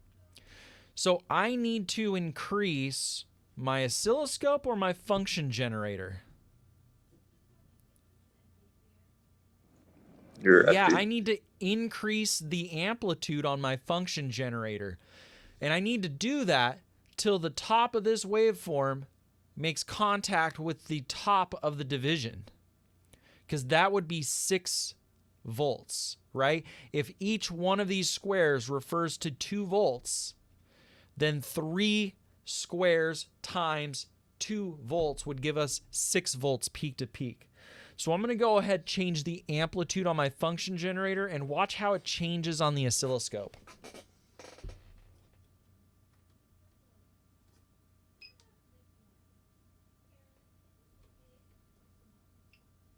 Okay, and I'm going to do it incrementally.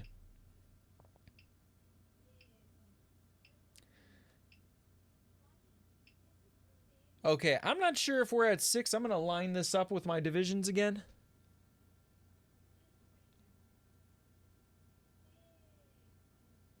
I don't know. That sure looks like 6 volts peak to peak. What does my function generator say that it should be at?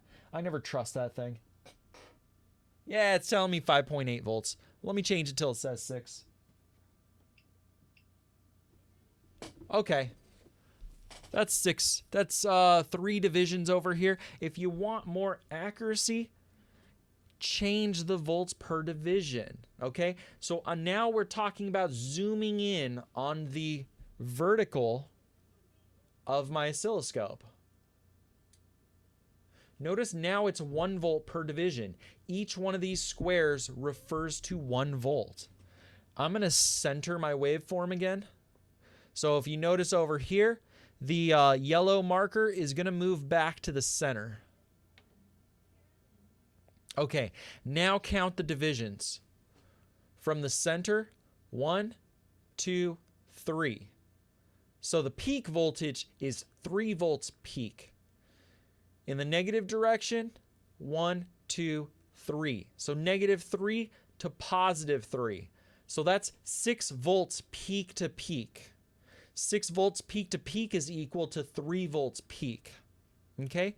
So my function generator is putting out the exact waveform now, and my oscilloscope is set up beautifully to capture it. Okay, I always go through this whenever I'm going to turn on that function generator and turn on the oscilloscope. I verify that I am getting what I'm supposed to be getting, because otherwise you can have a fault in any one of your cables. Your settings can be thrown off on the function generator. It's worthless to just jump straight into measuring a circuit and feeding it a signal until you verify that both your function generator and your oscilloscope are correctly set up with each other. Okay? So, are we ready to set up this circuit now?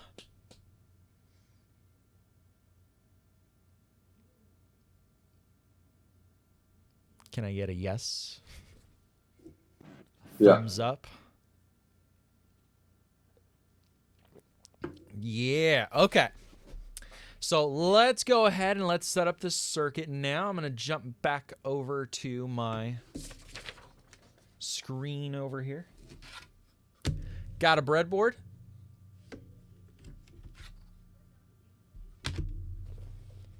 I have a resistor. And I think I lost my diode.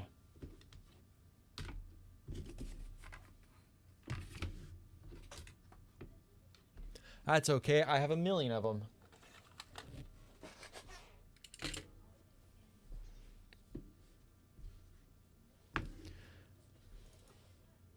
Let me adjust the focus on this.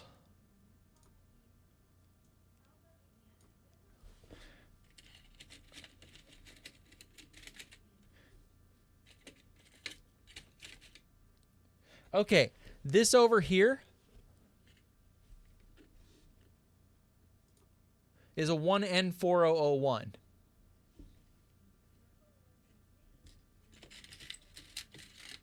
And these guys over here are his much larger brothers. These things are huge.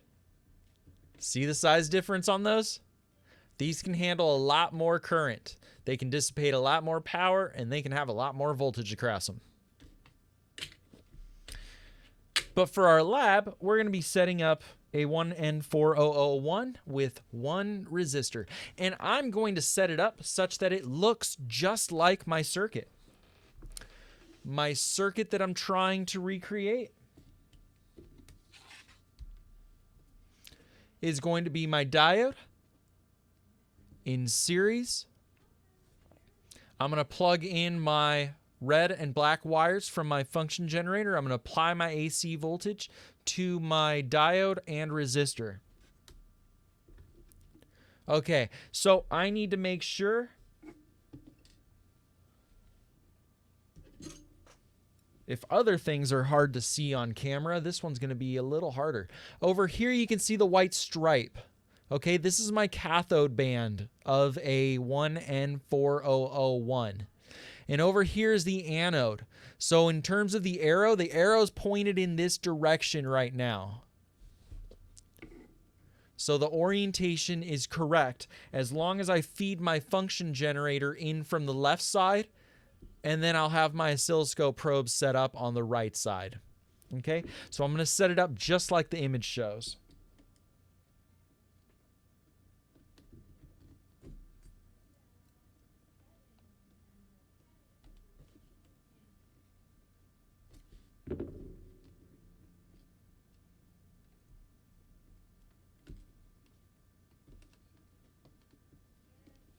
Okay, so hopefully you can see this now. I have my diode, and it's connected to a different group of 5. So this first group of 5 connection points on my breadboard connected to the anode, and over here the cathode needs to get connected to that resistor. I'm going to take my resistor and connect it from here to the bottom.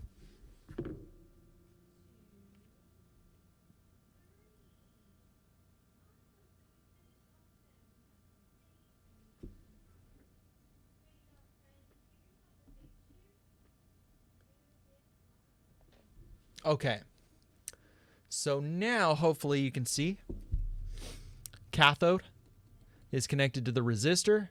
The resistor goes down over here. So all I need to do now is hook up my function generator. And what I will do, just to make this look like the circuit a little more, I'm going to take some breadboard wires.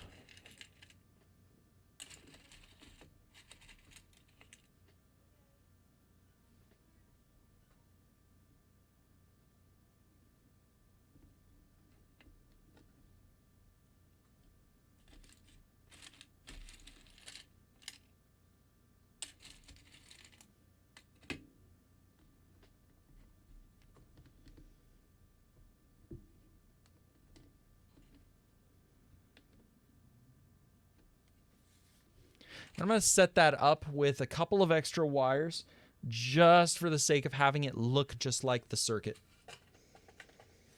Okay, so my applied function generator AC waveform, which I've been measuring directly on the oscilloscope this whole time,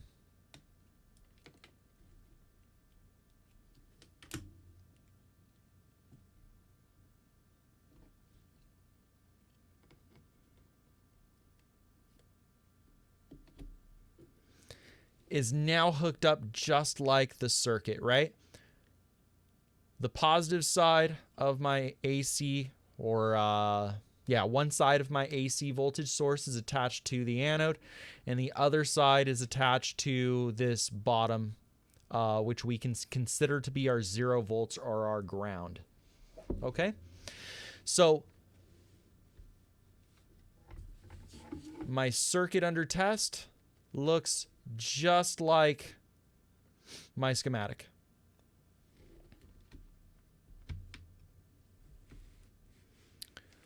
Okay, now I need to go ahead and set up my probes.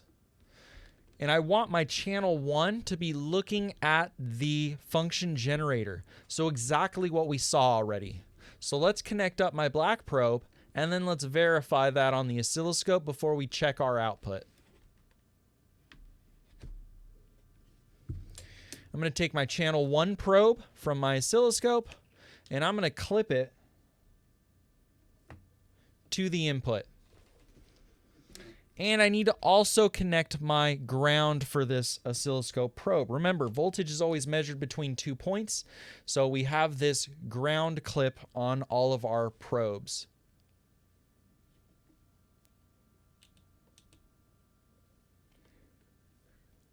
Okay, so I'm just going to clip that directly to our ground there. Okay, let's go ahead. Let's look at our oscilloscope. Make sure everything looks the same as it did before. We should just be seeing 6 volts peak to peak with 1 kilohertz. We are looking good. Okay, let's go ahead and let's hook up channel 2.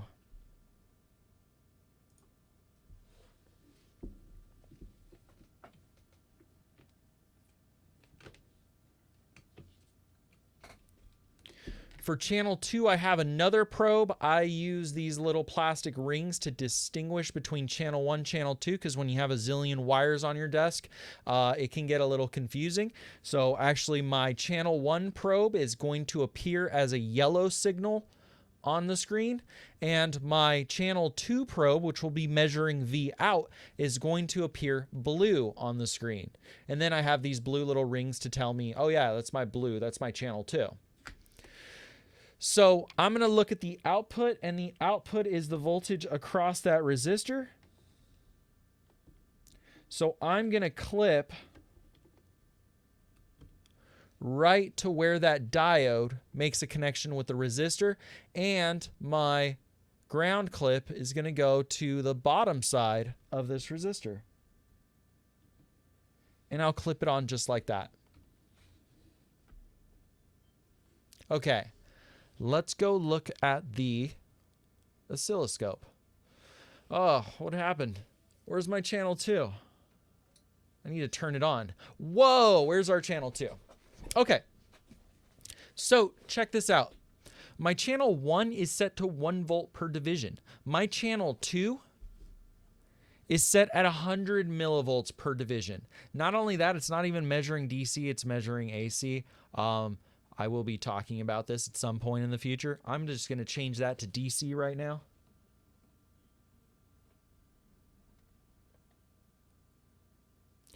Okay. And I need to change that volt per division. I'm going to make it match my channel 1 so that they're both the same scale relative to each other. So I'm going to go ahead and turn the knob on my volts per division. 200, 500, 1 volt per division. Okay, that's still it's better. They're both the same volts per division relative to each other, but notice that the position, R0, is a little off right now. So let's go ahead and let's center that at 0. Hey, that looks just like what the simulation showed us, and that looks just like what we've been saying on the board that it should look like. Okay, so just for reference, this is the circuit we're testing. Channel 1 is measuring the input. Channel 2 is measuring the output. Our AC voltage source is being generated by the function generator, and the oscilloscope is showing both channels. Okay, that looks perfect and beautiful. What else can we do with this? How about we measure the peak voltage of our output relative to our input? Okay, we can do this with the aid of some cursors. So on this oscilloscope, I have a function called cursor, and in the labs in class, we also have those. And I can bring up horizontal bars or vertical bars, or horizontal cursors and vertical cursors. Okay, I'm going to select my vertical cursor right now, and I'm going to keep on pressing the button. If you notice, it goes from dashed line to solid. It might be a little hard, but you can see that I'm selecting one versus the other, or both at the same time. I'm going to set my vertical cursor at the top.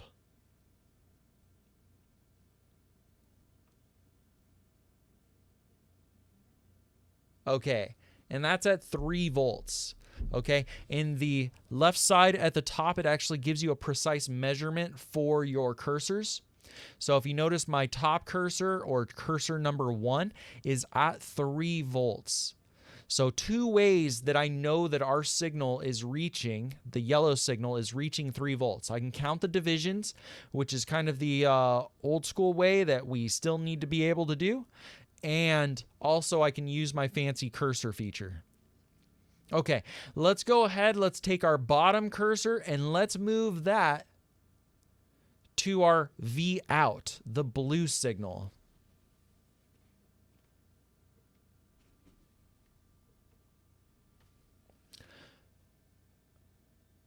And I'm going to move that till it's right at the highest point of my V out.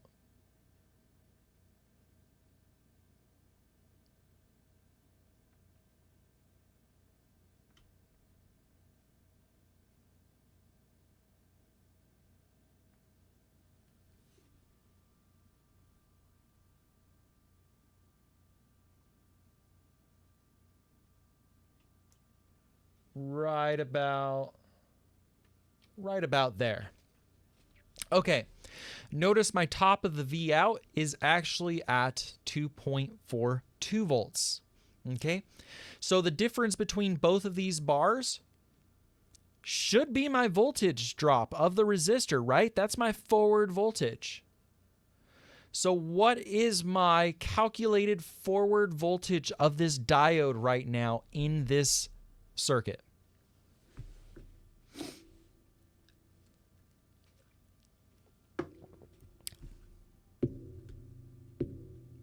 It's actually written in that box.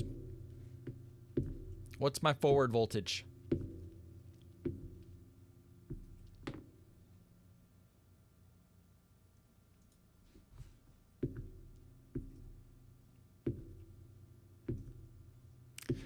Yeah, 0.58 volts or 580 millivolts, right? That's the delta over here. Delta is difference between two anythings. This is the delta between my two cursor measurements. One cursor's at 3 volts, the other one's at 2.4. The difference between the two, 580 millivolts. Okay, so it's actually giving me my essentially my forward voltage over here. Okay, now as well as my my vertical cursors that are measuring voltage, I can also use my horizontal cursors for measuring time. Let me set that up for 1 cycle.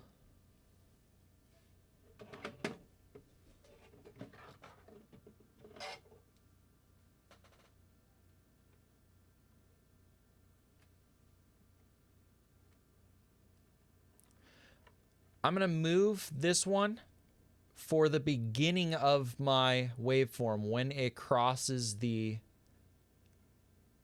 x-axis here. Right about there. Cool. Okay, and I'm going to set up my other cursor, the one over here, to where that cycle repeats.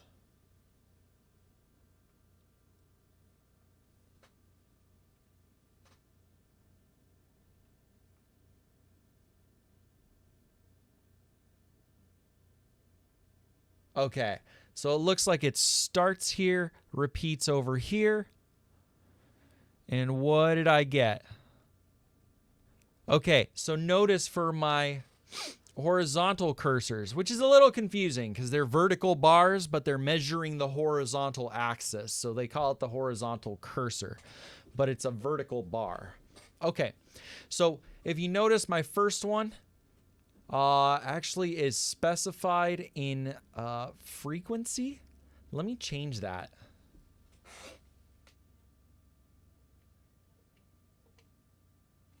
Okay, so my first one is at 28 microseconds, and my second one is at 1.02 microseconds.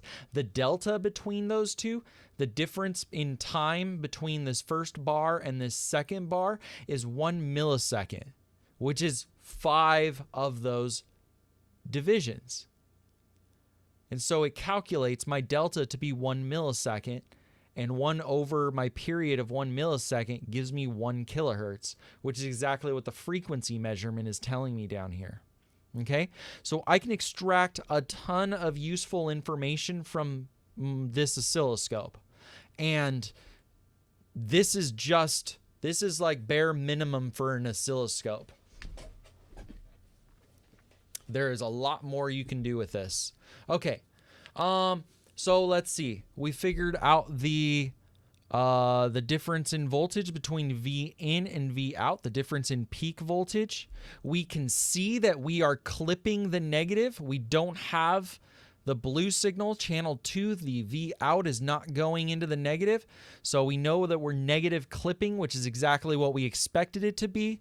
We're measuring about 580 millivolts for our forward voltage drop at the peak voltage. I kind of want to zoom in over here, okay? Follow along with this one, because this is kind of interesting. Where the diode begins to conduct. So what I'm going to do is I'm going to put this point in the center of the screen, and I'm going to zoom in a lot on there.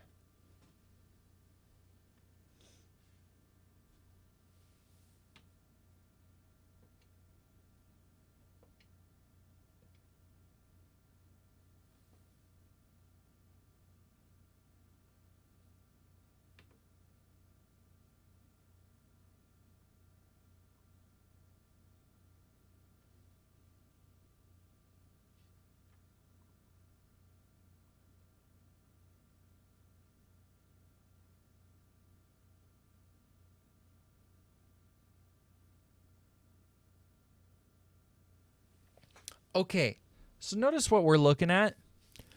V out, that's the blue line. V out is at 0. Until V in, the yellow line, until this reaches our forward voltage, this diode should not be conducting, right?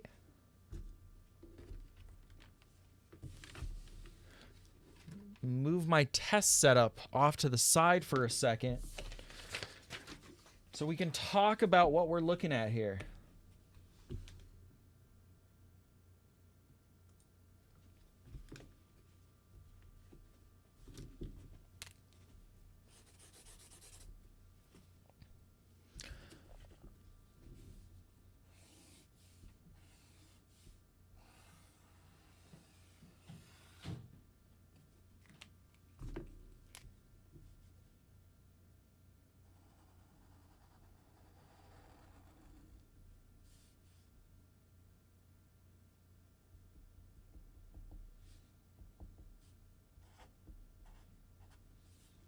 Okay, if we have a forward voltage of 0.7, the diode is not conducting until we exceed that, correct?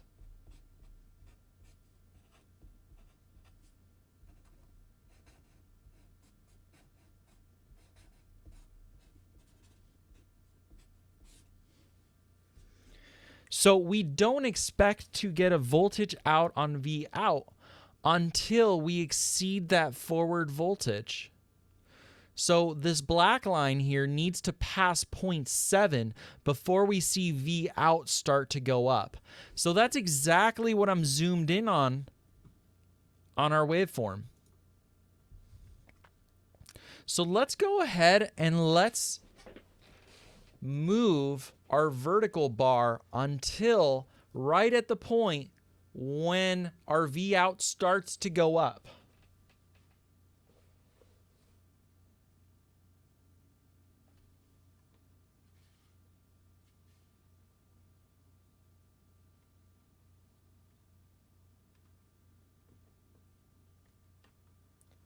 I'm going to set this up with cursor 1.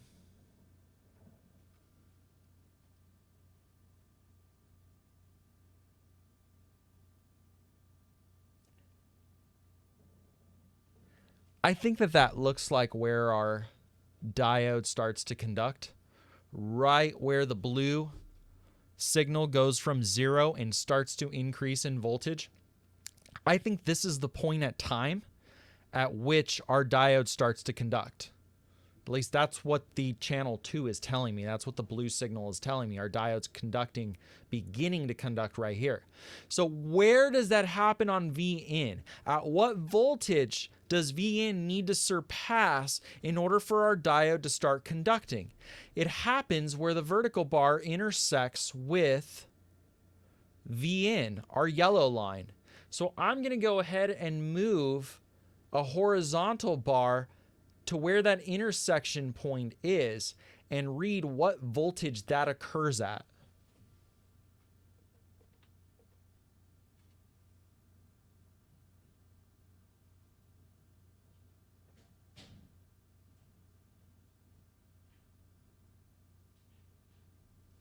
happens right about here. Now, I'll give you a tip when you're working with an oscilloscope. The accurate measurement is the highest point of the fuzzy yellow line. Okay? It's not in the center. It's at the highest point. So right where those crosshairs are passing. And where does that happen?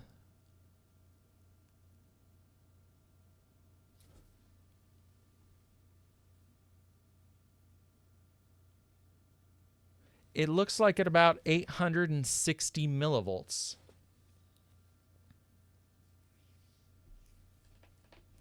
Okay, so notice that at the point that our diode begins to start conducting, it was when it received a V in of about 860 millivolts, a little higher than 0.7 volts, which we take to be our nominal forward voltage.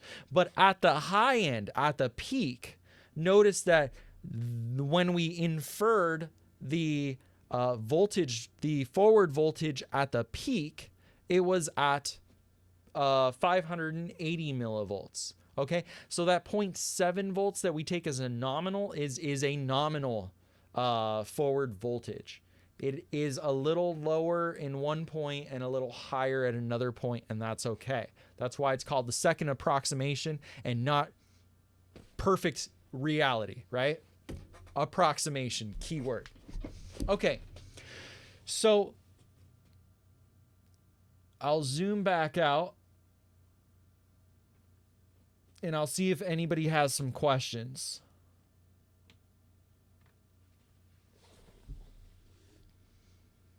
Any questions? So do yourself a favor. Take a picture of this right now. Take a screenshot. Let me move my face out of here.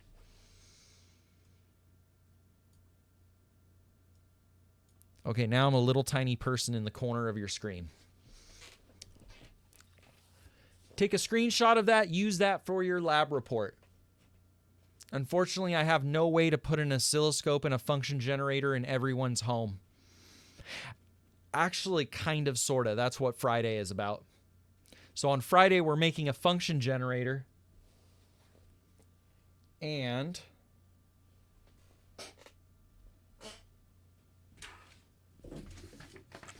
I don't know where my little box went. But anyways, that little $10 function generator is capable of doing the same exact things that my $100 function generator are capable of. And for the oscilloscope, $30 will get you a basic little handheld single channel oscilloscope that would let you take these measurements as well. And so that's kind of my outside extracurricular sessions for the sake of everyone who wants to be able to construct their own electronics home lab and be able to troubleshoot, debug all of their future embedded systems projects, your 262, 346, as well as your FPGA projects. There's a lot of stuff I'm going to be going into during those sessions. Okay? But as far as the lab report, you're going to want to take a picture of this and fill out. We've only done one circuit. There are 3 other versions that we're going to do. Today's lab session took longer because we were introducing the function generator and oscilloscope. Next lab, we're just going to do the other 3 versions of this circuit and analyze what their inputs and outputs look like. Okay? So I'm done for today. Professor, so does that mean that the lab's going to be due next Monday? Yeah, is it stated to be, what is it stated to be due at right now? I think it said